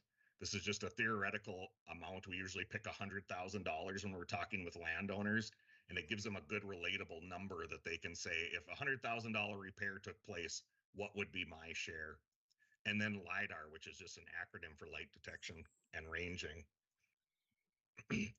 But in the redetermination of benefits process, we review historical system documents. We identify lands or properties currently using the drainage system. We review a multitude of maps, aerial photos, LIDAR, and other data. We evaluate the land use within the drainage system. Particularly for viewing, we want to know if land is still in a pre-settlement condition or if it's been altered in such a way that causes accelerated drainage, which places a burden on the drainage system. We determine property values based on similar groups of property or classifications, and we identify acres using the existing ditch system. And lastly, we identify the area for the establishment of that one rod grass buffer strip. So when we go through this, the factors we use are sales data. We like to extract sales data from the townships of the footprint of the drainage system. I think most people understand that there's a very vast difference between land values from one side of a county to another, and we want to make sure that we're getting those values very localized. Drainage value is based on the drainage system operating in its as constructed condition.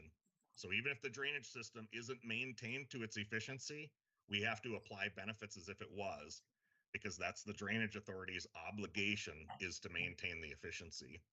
Benefits are based on before and after project condition less private improvement costs.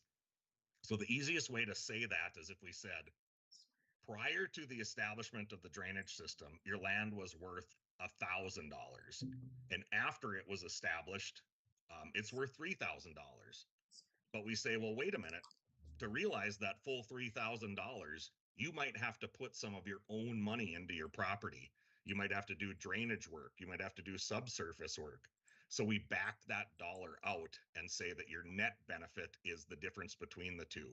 So if we say you have a $2,000 benefit, but you have to spend $1,000 to realize that, your net benefit is only $1,000.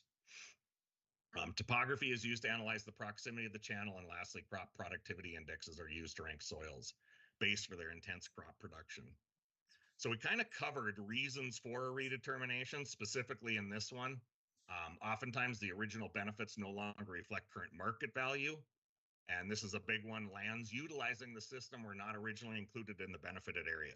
Again, this was by no fault of previous managers or previous viewers. It's just the law didn't require it at the time. Sometimes we have systems being divided into two or more. More often than not, we have two systems being consolidated into one. And then, occasionally we're removing lands that are no longer receiving benefits. So up until recently, nearly all viewing was done through visual observation. You kind of walk out, kick the dirt around, look at where the elevations are, and determine a value to the low wet acres. We're very fortunate that we have a lot of tools in our toolbox Probably the biggest one we use is LiDAR. And I always take a couple of minutes just to explain this technology, not only to the drainage authorities, but also to the landowners. But this is LiDAR being gathered. A plane flies at a known elevation. It shoots a broad spectrum beam of light down at the Earth's surface. The way that's refracted back to the plane tells them not only what type of surface they're encountering, but what type of elevation they're encountering. So this is used in many different industries today, from agriculture to forestry, military, city planning, bridge building. Lots of folks are using this. Probably the leading industry for LiDAR technology is autonomous vehicles. You can see the LiDAR speed guns placed on this car allows the car to see in all directions all the time. If you imagine the guy in the middle of the screen here with the red hat on as a LiDAR speed gun, he's interacting with everything in his visual arena. Buildings, cars, traffic lanes, potholes, pedestrians, dogs, anything that comes into his visual arena, he's interacting with those things, not hundreds of times a second or thousands of times a second, but hundreds of thousands of times a second. He's interacting with everything in his visual arena to within a millimeter. He can actually interpret or detect turns by cars before they make the turn by subtle movements drivers make with their hands on the steering wheel. So again, great way to interact with things in your visual arena, but it can also interact with things that aren't in your visual arena, such as carbon and sulfur dioxide and methane. And I'm picking on these three elements specifically because they're what largely make up pollution. So you can see in this illustration of a cityscape, all of the high density pockets of pollution. This allows city planners to time out traffic lights for less idle time, position buildings in a certain way to allow for more airflow. So this technology literally has the capability to see particles smaller than dust. And what we use it for is for creating an elevation map like you see here. So the deep red on the right-hand side of the screen is low ground. The high on the left, the purple, is the high ground. But between those two colors are 255 different color variations and elevation breaks. But I think anyone who's never even seen one of these before can clearly start to see how water is flowing across the landscape.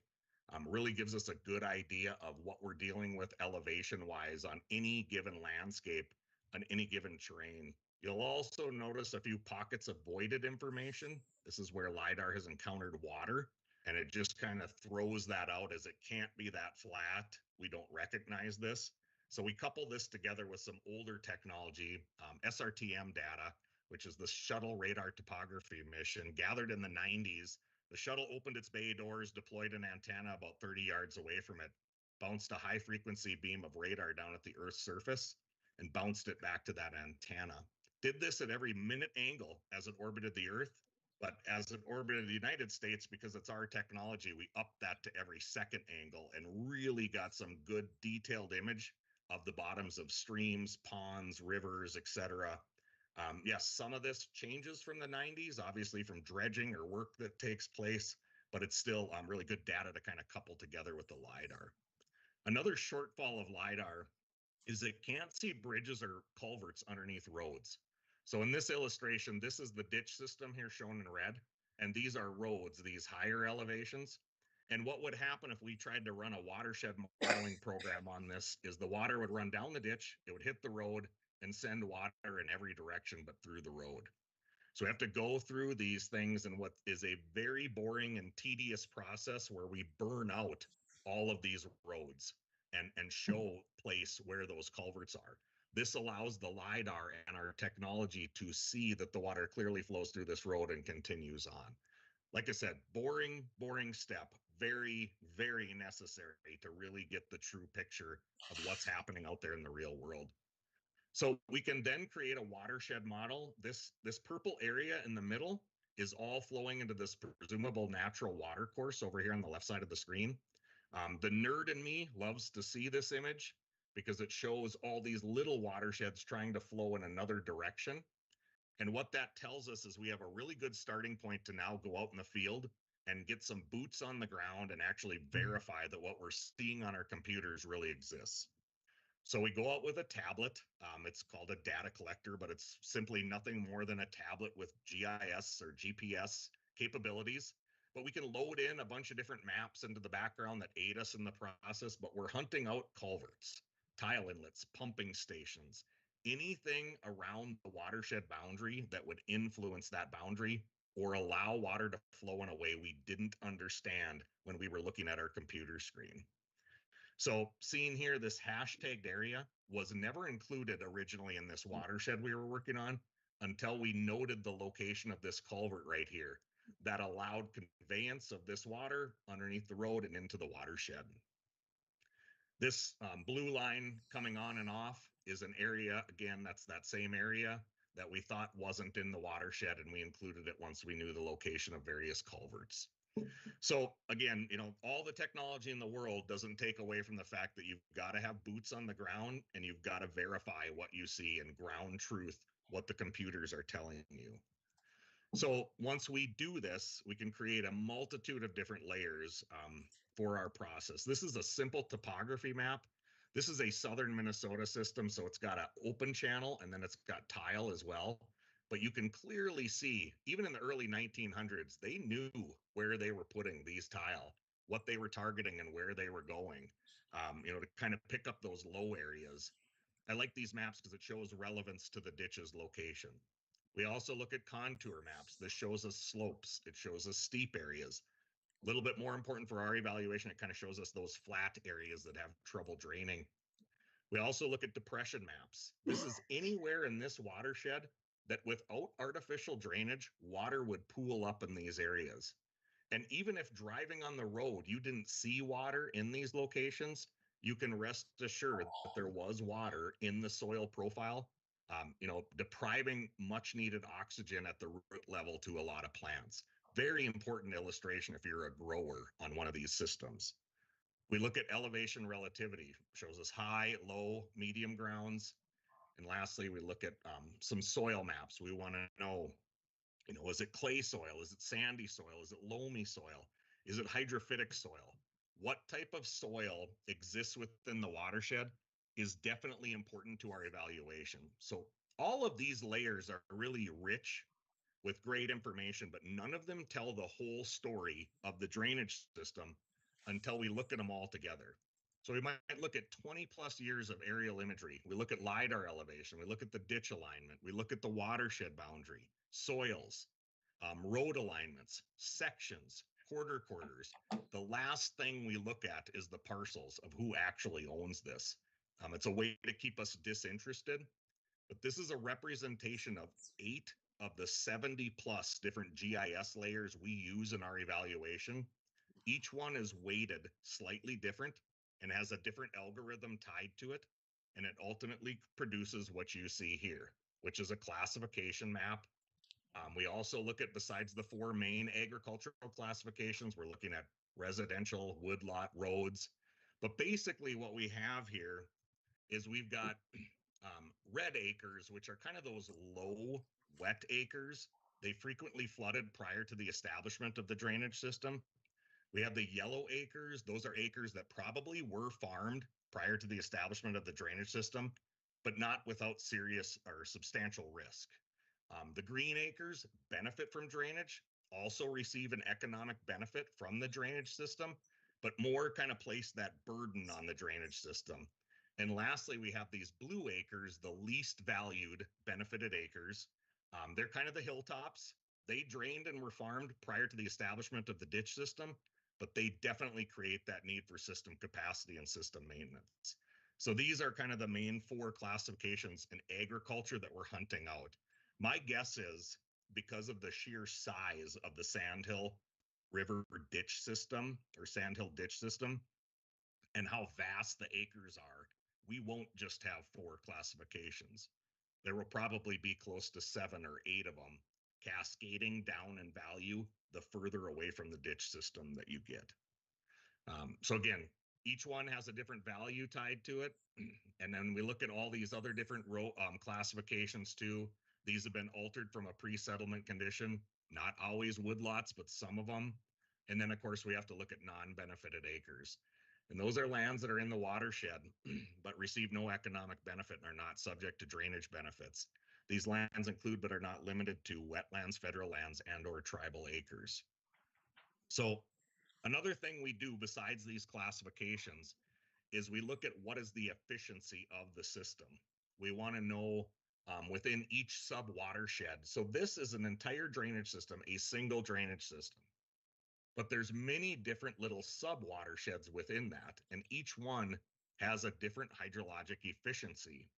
And we've come up with a way to grade them based on what value they get from the ditch system. So what it ultimately means is we do a redetermination on each sub watershed and then merge them all together. But we do that grading criteria, and first we have to establish what optimum is. So modern day design standards of a closed tile system is a 1/2 inch. For an open channel, it's 1 inch. So we step this down depending on if it's closed system or if it's an open system. But if it's less than optimum, we reduce the benefits in that area down to a B, which is a 12.5% reduction. If it goes even further, we reduce it down 25%, another 12.5, until finally we're really down here to this 50% total benefits in some of those areas that really don't have optimum drainage. We take that a step further and say, what if you're a landowner on that system and you want to put tile on your agricultural acres? So when you do that, as a former tile contractor, I know that you want to have a pretty good slope on your pipe. You don't want to put it in flat. You also, on your lowest area, want to have at least 2 feet of cover, so you're not hooking that pipe every time you have heavy tillage equipment moving across it, and to protect the pipe. Another thing you want to do is you want to come in above the bottom of the ditch with your outlet. You don't want to lay right down at the bottom of the ditch. So what we've said is that if all these things exist, you have optimum conditions on all the acres in each one of these sub watersheds. So we apply that to the same criteria and the same logic. What if you have optimum on your drainage coefficient, which is how much water you can move off your property in a 24-hour period, but you have these low-lying lands that don't really get that drainage benefit. They're too low to tile. You can't get them to the ditch. The ditch isn't deep enough to offer those same things. We step the benefits down in those areas too. And it does a couple of things. It allows us to real place the benefits for each acre, but it also allows us to kind of anticipate possible future improvements and leave benefits aside in case that ever happens. So again, we have these vast watersheds with many different branches, and we're classifying the lands, but also looking at what is the hydrologic efficiency within each one of those. Sorry, should I be wrapping it up here? No. Okay. Okay, so I'll plow forward. So then the next step we do is we take those maps and we turn them into a tabular report. This is a requirement by statute. But what we do is we take all these different classifications. So this is an example of a 40-acre parcel that we've classified and graded, but we have to extract every classification. So we extract class 1, class 2, class 3, class 4. We look at residential property, woodlots, roads, the ditch footprint itself, and the grass buffer. And once we've extracted all of these different classifications, they should total 40 acres, which is in this total parcel. And then what we do is we populate the top of our spreadsheet with all those different classifications. And with the click of a button, we can drop all the numbers for every quarter for every single parcel within the entire watershed into place neatly. This was a big time saver for us, but it also made it a lot more accurate. I am the world's worst typer. I fat finger numbers all the time or transpose a 12 into a 21. And you can't do that when you're dealing with benefits of this magnitude. You have to make sure that you're ensuring accuracy as you move through the process. So that was why we automated that step. Another thing we do, and I'll talk about this, but we mail out these maps as well. But this is an overview of this particular system. And then we provide an overview of your specific parcel. This makes it a lot easier for landowners to communicate with staff and us about, you know what, I've actually got this little chunk right here is also tiled into the system.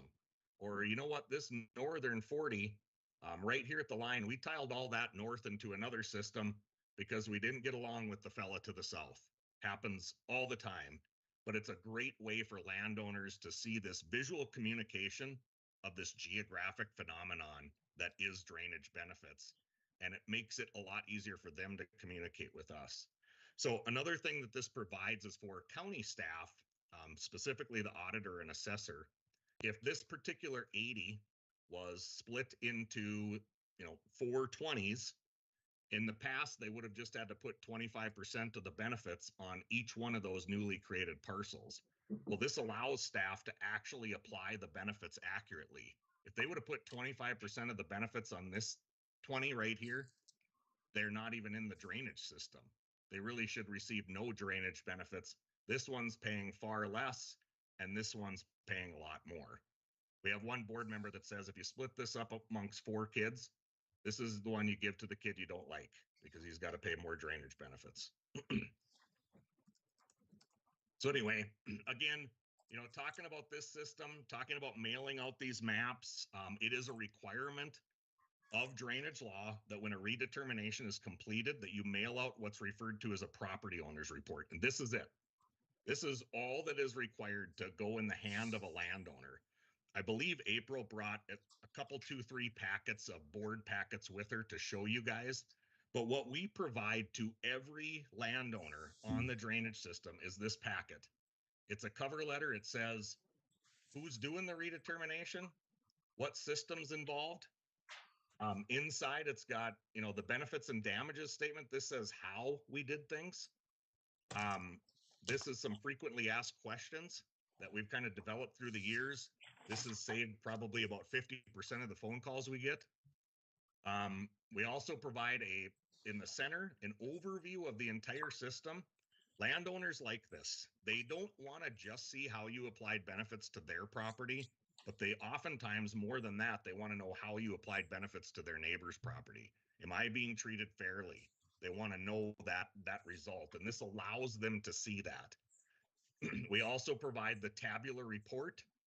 This is available either by mail, by coming to the county office or the watershed office, and we also publish this on our website for landowners to view a little bit easier. And then we provide that same property owner's report. However, this time it's accompanied by a map. So, this is just a lot of words and numbers, but this is a really good visual representation of what's happening on their property, showing a wetland, showing a woodlot, showing what classifications of agriculture we put on there, where they're not in the watershed. I feel like these maps have really aided the process of doing redeterminations. So quick takeaways. The laws that govern this process have changed a lot in the past century. I think that's probably a very big understatement. And about half the people who should be paying ditch benefits are. In this case, it's far less than that. We've got this 35,000 acre area rather than this 150 some thousand acre area. I believe including these contributing systems that we're pushing 250,000 acres in this drainage system. And again, it's lots of these systems. We're seeing them start out like this, where it's these low wet acres of yellow and red. But after we do the redetermination, we're including kind of these side hills and the tops of the hills that have always been kind of causing these acres to be low wet acres, but have never really paid to maintain the drainage system that their water clearly uses. Yep, and it's again the kind of that, would you be okay with the property taxes on half versus not half? Sorry. And if you want uniform benefits, we always recommend you use a uniform process and do it in a uniform way. So again, for Sandhill, they've got really tough decisions. And again, I want to say working with this board, really good board, really cognizant of the landowners, really cognizant of what is the best path forward here. I don't envy them for the decisions they've got to make. They're not easy, but they've got 3 of them, and it's do nothing, and there's results with that. It's repair and have the wrong people pay. And we've kind of been blasting this picture up here a lot, but that's a really small currently benefited acre area versus what the whole system really is. or you can complete redetermination of benefits. And obviously, that comes at a cost. And I understand that. And I know that's a decision this board is not making lightly.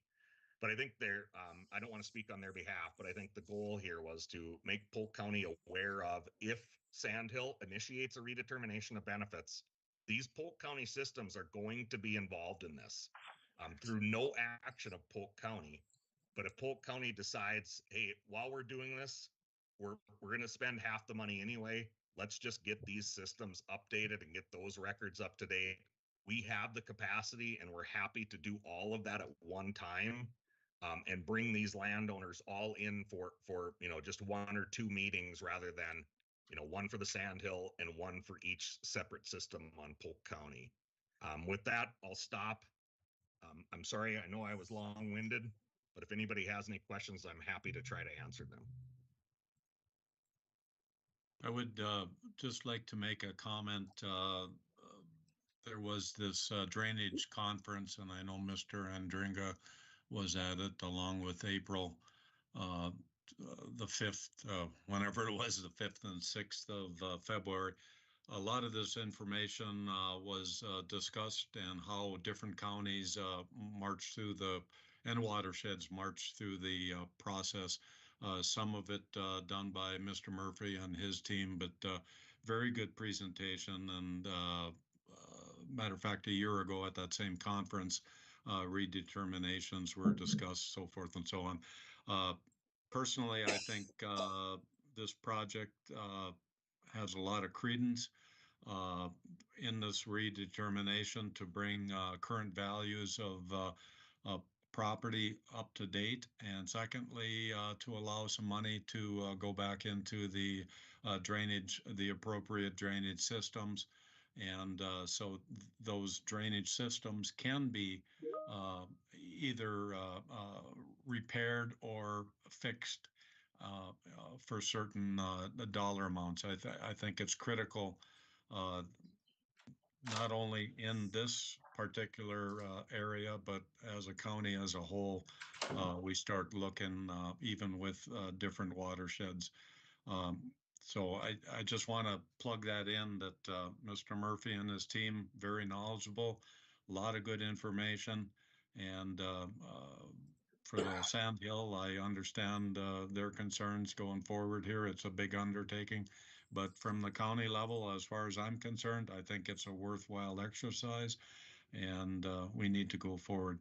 Unfortunately, I need to cut my meeting off here, but good luck to everybody, and we'll talk to people later. Thank you.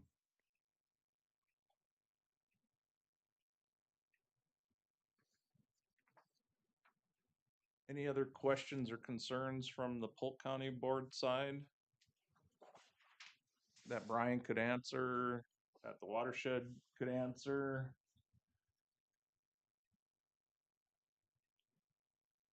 Okay.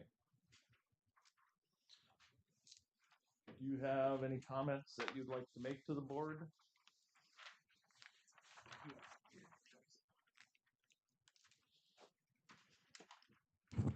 So yeah, I guess I don't know that we have any comments. I guess our goal was just to keep everybody on the same page and what kind of decisions and things that our board's looking at. I don't know what the next steps would be and what that would look like. So you know, Rich and I might have to sit down and develop what that might look like for both boards to present. But I think that's kind of just where we're at. Where do we go from here?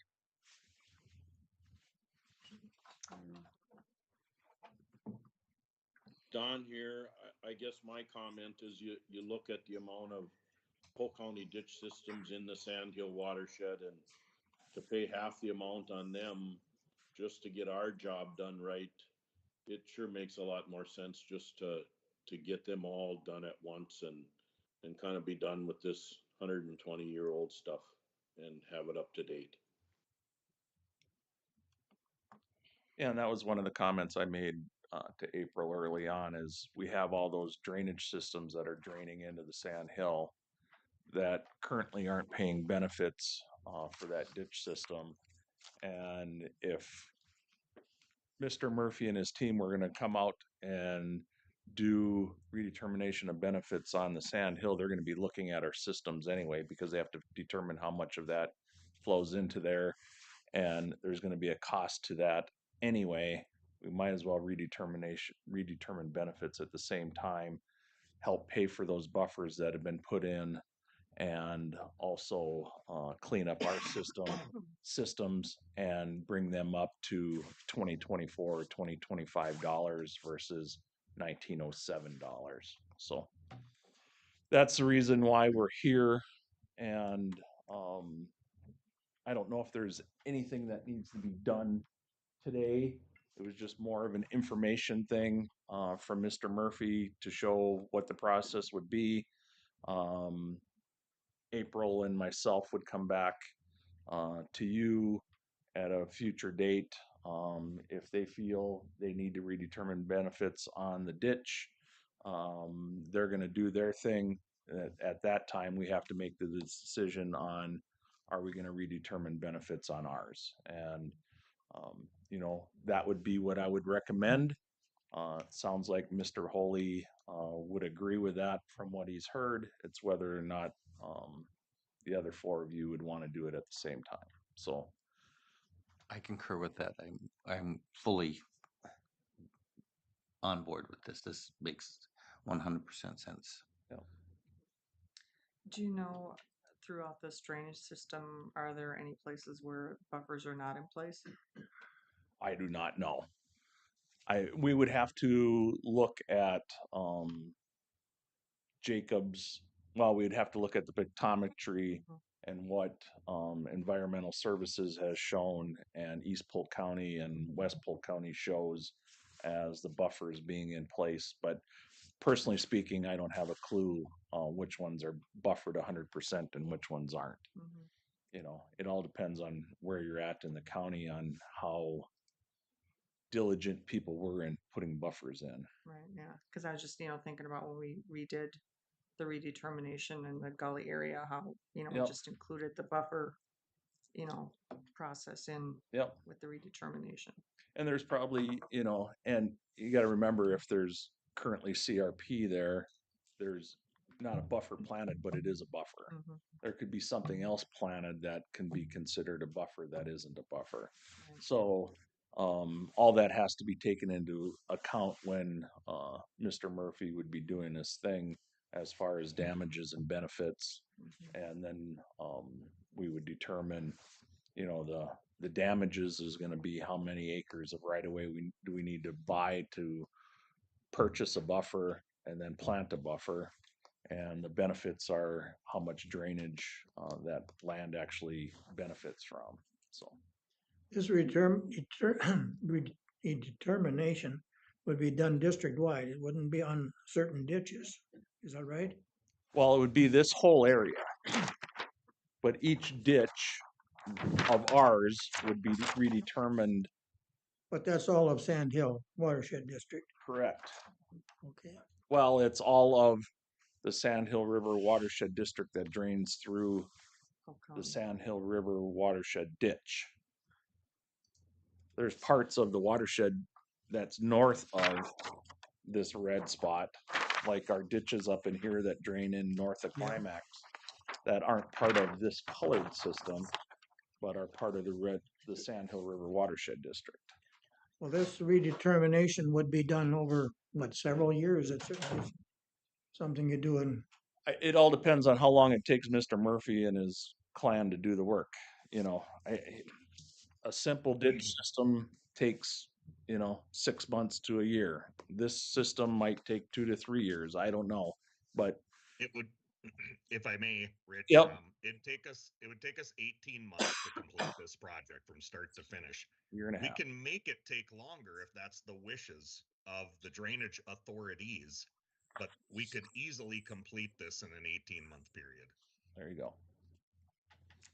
Is this will this include Monoman and Norman counties also or not? Any of the lands draining into the Sand Hill River. There's a small percentage on of Norman and Monoman. Mm-hmm. but they don't have any legal ditch systems Okay. that would contribute. There would be lands that would contribute to this probably, but they're not legal systems like you have. Okay. So it's just information for us at this point. Correct. Determination be made by Sand Hill Watershed District. Well, they have to make their decision first, because if they're gonna move ahead with redetermining benefits on their ditch system, then at that point, we have to decide, do we do ours? And if we don't do ours, it's gonna cost X, and if we do ours, then it costs Y to us and Y to them, basically. But all the costs go back to the landowner. Correct. Yep. Another thing to keep in mind too, we do share the same attorney. So when we're having these landowner meetings and we do need to have the legal orders and all of that stuff that comes in. And when I talked to him this week, that would be a cost savings for both of us because he'd be writing the order for you guys and for us, and it would all be consistent. And then when determining land values, we will all be hopefully consistent on what those numbers look like as well. Yeah. We have most of the grain. Well, we have ditches that drain into most of the green, correct? Yes. And Polk County is most of the green. Rich, if Yes. I just wanted to say too, if I may, I really want to thank everybody for being so generous with your time. I know this took quite a long time to get through, but if any manager or commissioner wishes to speak to me about this in greater detail, you can call me anytime. I know April has my number and I'm sure she'd be happy to share it. Okay, thank you. On the map, the only difference that I do see is when we're talking, the Sand Hill Ditch includes the flat land west of Fertile for like 18 miles or 16 miles, whatever it is. And the area up by me, we actually call it the Sand Hill River. Right. And on the map here, it actually says Sand Hill Ditch through the whole thing. I mean, that's the only difference I see, but I mean, it's actual just straight river curving back and forth. Basically from Kittleson diversion and west is the ditch. And Yep. That's where the ditch starts. yeah. Yep. Correct. Any other questions, concerns? If not, just want to thank you for that hour. That hour went quick. And thank you, Brian, again for your presentation. And please send me the info so I can get it to the administrator for inclusion in the packet. Can you forward it on? Absolutely. Thanks, everybody.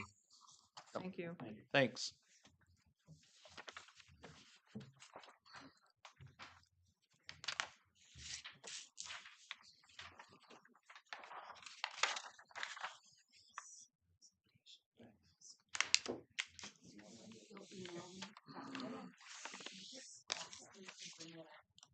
So Brian would have it.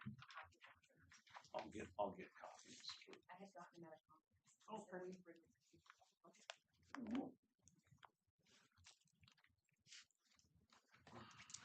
Be able to go back to the packet.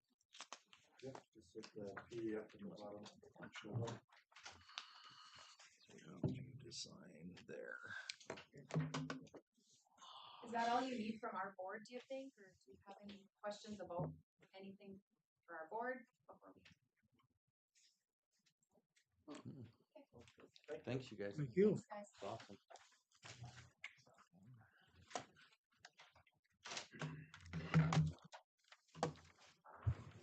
Sign there. You guys need It's the Russia.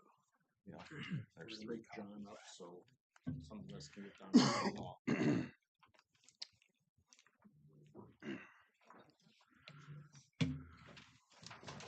Guess we'll wait for them.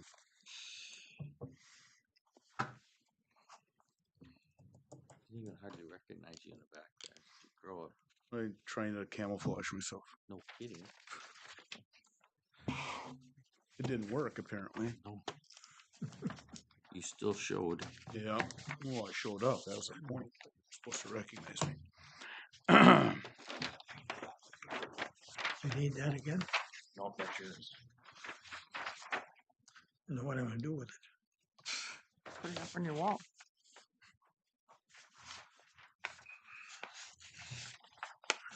Okay, John's on.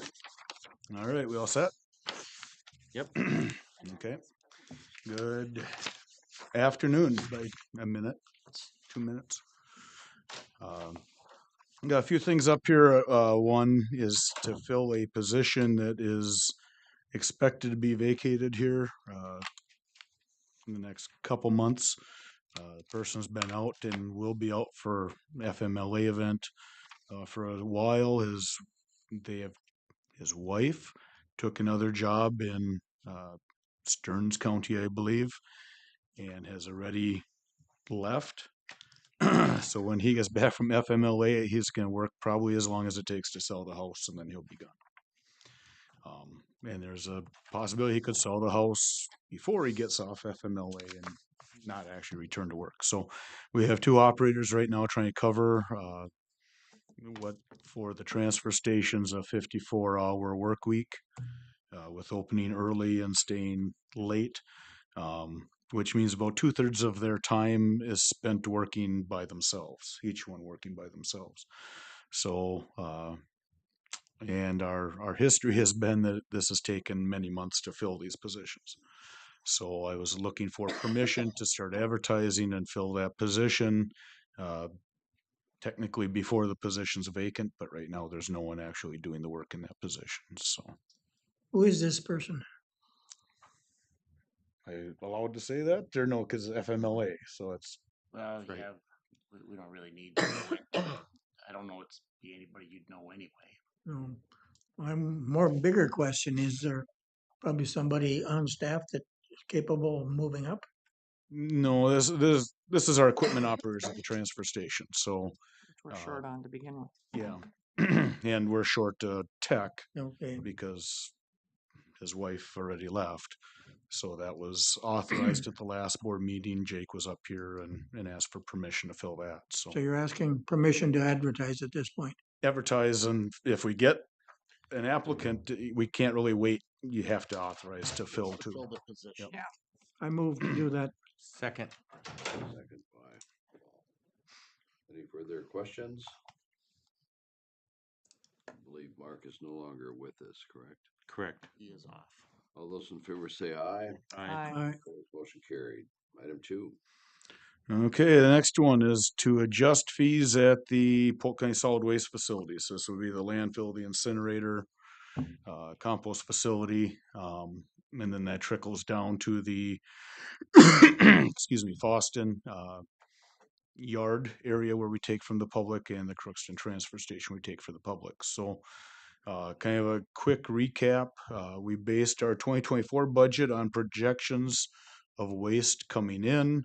There was an understanding that Becker County would go from sending 2,000 tons a year to 10,000 tons a year in 2024, which is about $800,000. That'd probably be on the low side. Revenue coming in 2024. This affected many things we did with the budget. As we found out in November, early December, Becker County didn't view their written commitment as a commitment at all and reneged on the agreement. And then had the audacity, lack of a better term, to ask us for favors, including taking the additional 2,000 tons that we had been taking with a favorable tip fee to them, with the understanding all of it was coming in. And then, of course, asking us if we would use our MRF to back up their material recovery facility for recyclables when theirs went down for repairs. For a number of reasons I won't get into.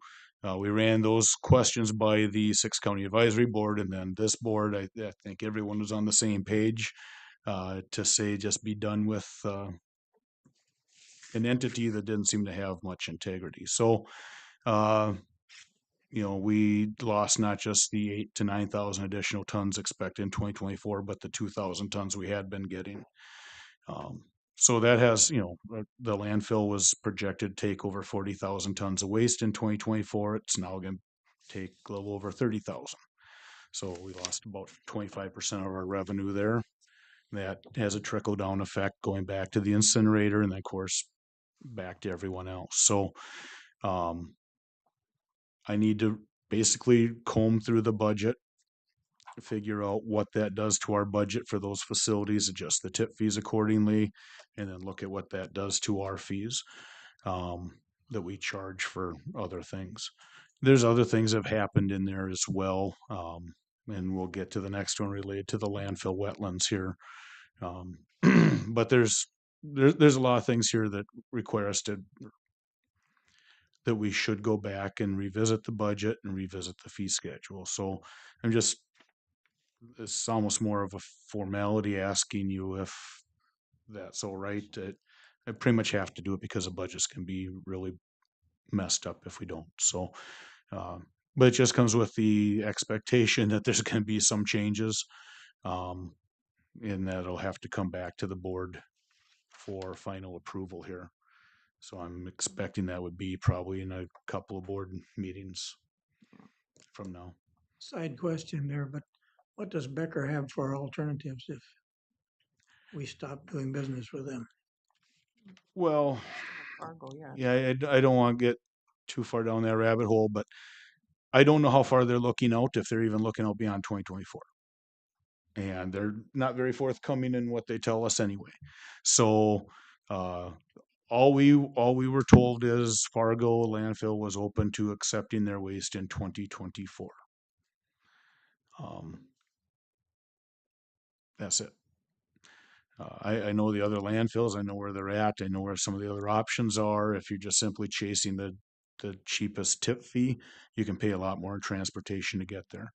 What was very apparent to Chuck and I when we were discussing this with their county administrator and their solid waste committee is that they had made an awful lot of plans long ago that didn't necessarily support that they were ever going to honor their commitment to us. They just didn't feel the need to tell us.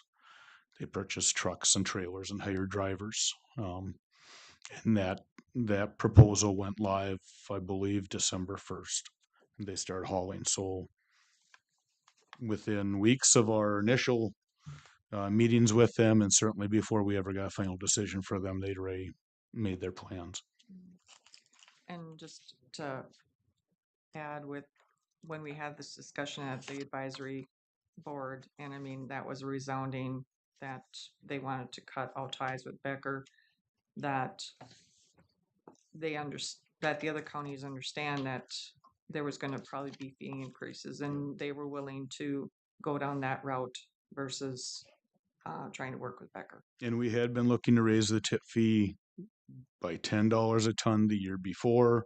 They wanted to go with 5 and see if that worked, see if things turned around. So I mean, raising it was already on the table. This just undercut everything. So I'll make that motion to. you don't have to make a motion. It's just Oh, okay. just looking for consent because there's nothing to direct me to do other than Okay. review budgets. You're fine with that? Yeah, he's just letting you know we gotta work on it. Yeah, okay. There's no surprises. You know what's going on and what the impacts are going to be. Also, so the public can hear too. This doesn't just come up at the next board meeting that I'm at. Here we're changing everything starting tomorrow or something. So we'll look at other things too. One of the things that the other counties wanted us to look at was, just how much we're charging a premium for providing service outside our area. They felt that what we were charging was a little light.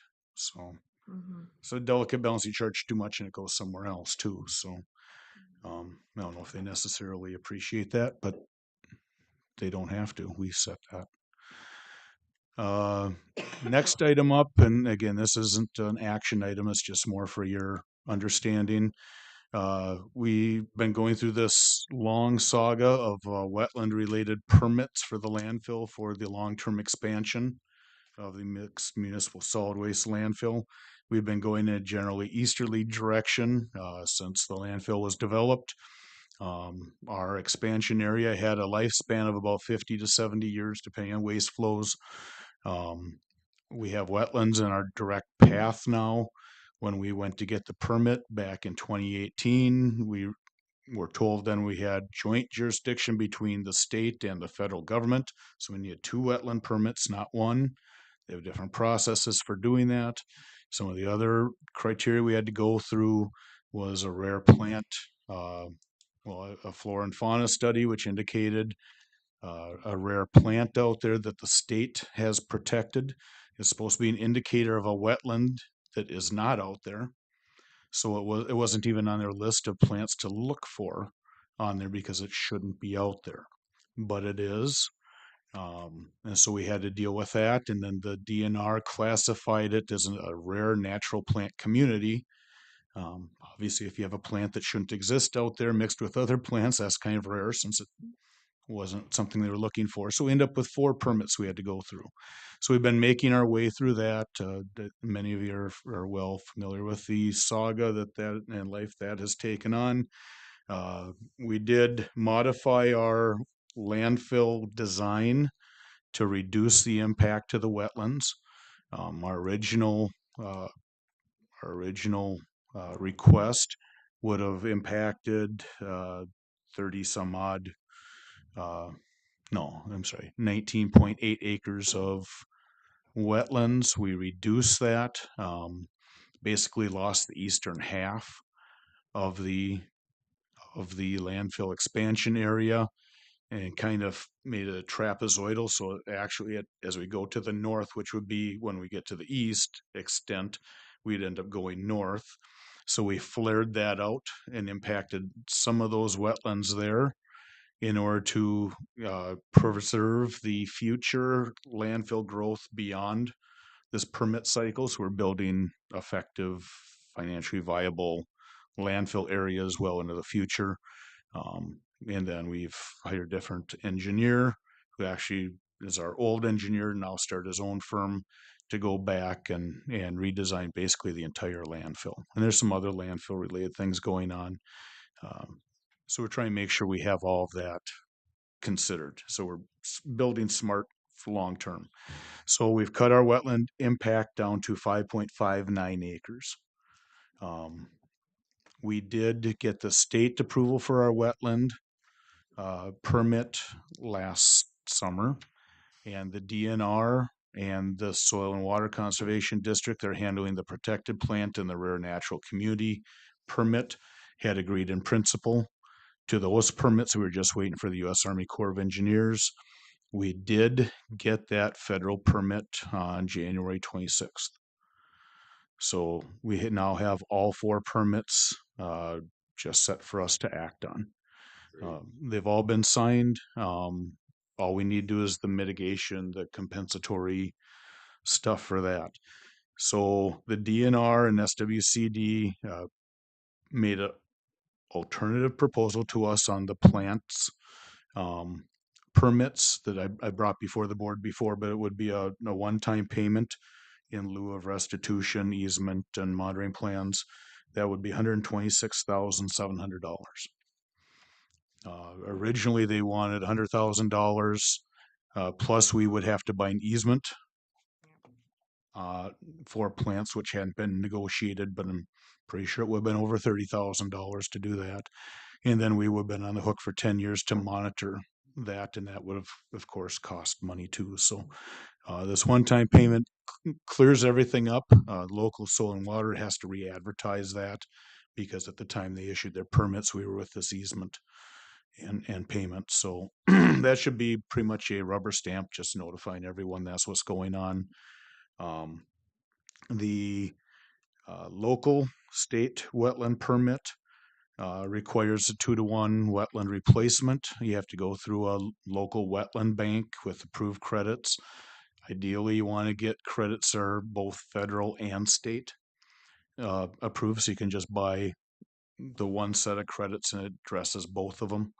And that's what we have done. So when we advertised this before in our permits, we identified the cheapest wetland bank available. It's been years now but they ran the same notice, same thing. We went back to get the credits. The price is different. It's gone up probably about 20% since we had gone through the process before. So we going to the same bank that's identified in those permits is going to cost us a couple $1,000s more than the other way. But in talking with consultants, it's going to cost more than the difference in the bank credits for them to go back and then go through the permitting cycles with the SWCD and Corps of Engineers to make the change. So you'll probably be spending $8,000 to save $5,000. So recommendation would be to pursue the purchase agreement for the wetland credits at the most recent price we had. That appears to be $245,000, just under $246,000 for 11 point was it 16 or whatever it was, 18 acres, 11.18. So if there's no heartburn with that, I'll pursue the getting the purchase agreement for that, and then that would come up at a future meeting here. And I don't think there's a real hard timeline if we lock in the dates on that. The bigger issue we'll get to on, I think it's the next agenda item, is paying for it all. So, but the wetland permit, the compensatory part of this is going to be just under $375,000 to take care of all 4 of those permits. And we have probably more than double that in consulting and engineering and everything else to get to that point. So this permit's going to cost us well over $1 million to get the permit for the landfill. But we can't construct the landfill cell we need to this summer without it, because we have wetland impacts no matter what we do. Even if we didn't build the next phase of landfill, we'd have wetland impacts putting in the required road and ditch around the existing landfill. So there was no way of not issuing a wetland permit. Any questions? A lot of information, but. All right. Moving on. Apologize, the subject matter doesn't get any better. We kind of, this is, I basically wrapped the 2 up. You know, I had the announcement, we got the permits. I should have forwarded this up. This is 11.1 acres, 2-to-1 replacement. Identifies the wetland bank. It's number 1583. It's called the Stettler Bank.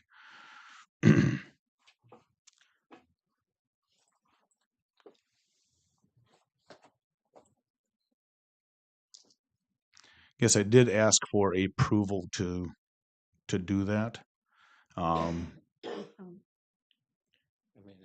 I don't even know if you need to, because you're not taking action on a purchase agreement, but Not until you're ready. Yep. Okay. Okay. So next one, solid waste financing options. And this one will probably make your head hurt.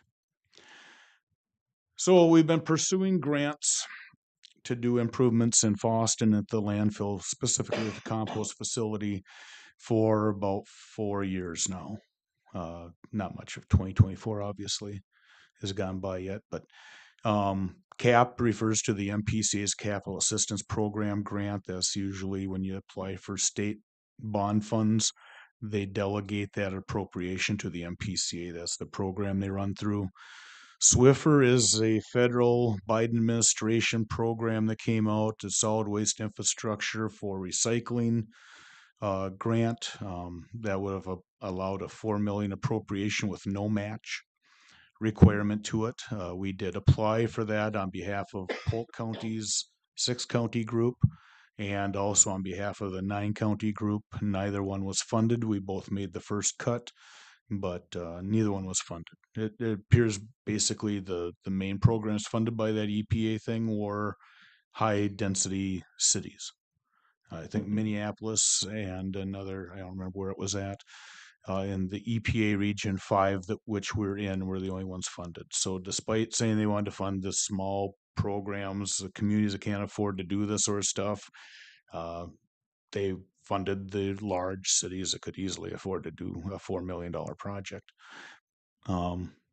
We also applied for EPA, what they call environmental assistance grants. Those are usually capped at about $250,000 to build some of the stuff out over the last several years.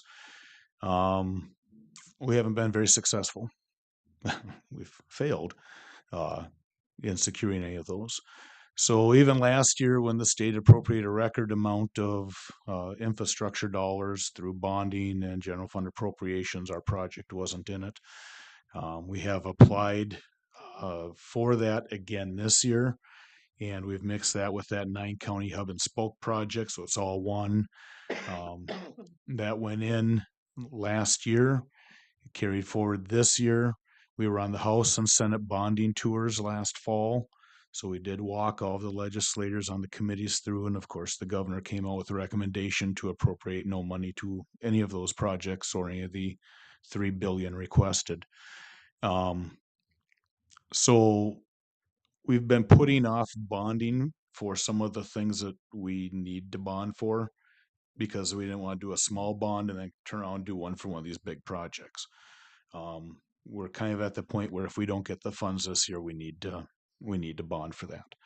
And part of that I would like to bond for is basically we would bond technically for phase 15's construction, but would really be paying us back for all of the money we extended to get the wetland permits and the approval to build it.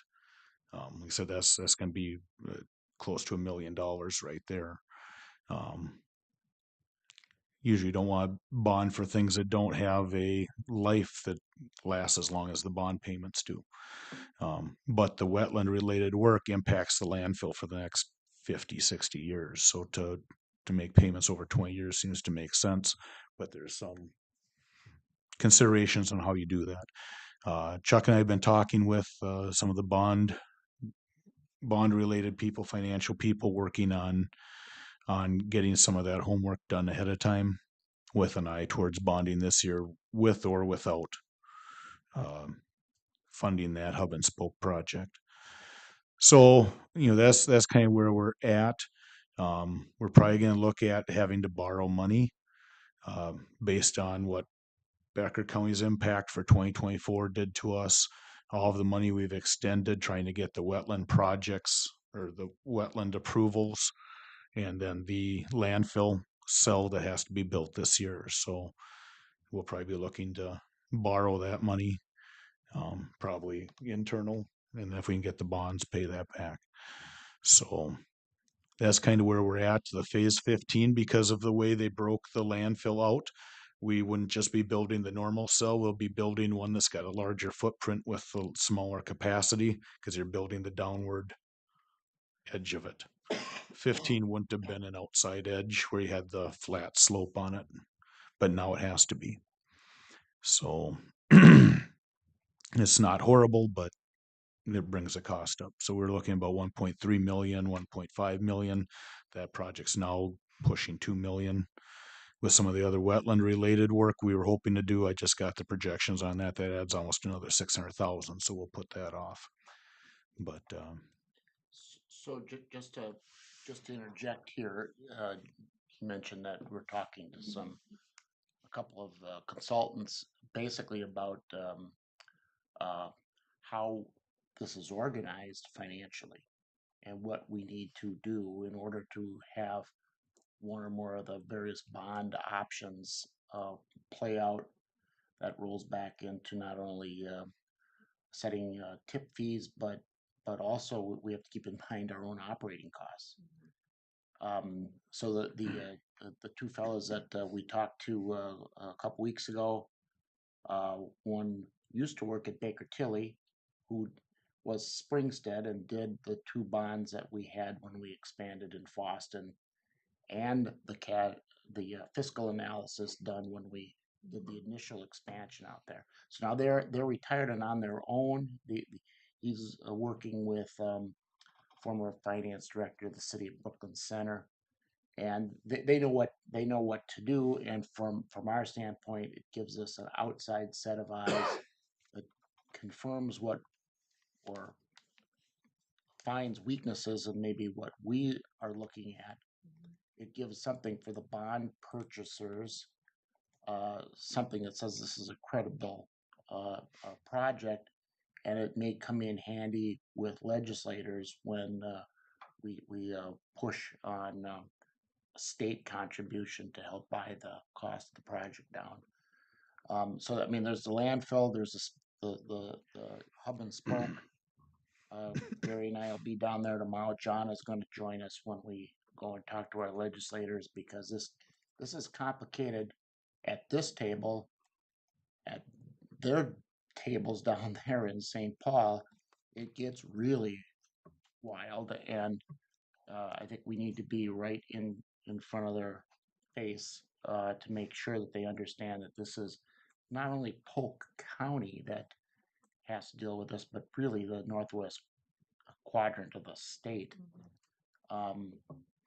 And they have set up the rules, and the rules, if without state help, pretty much makes a lot of the work that has to be done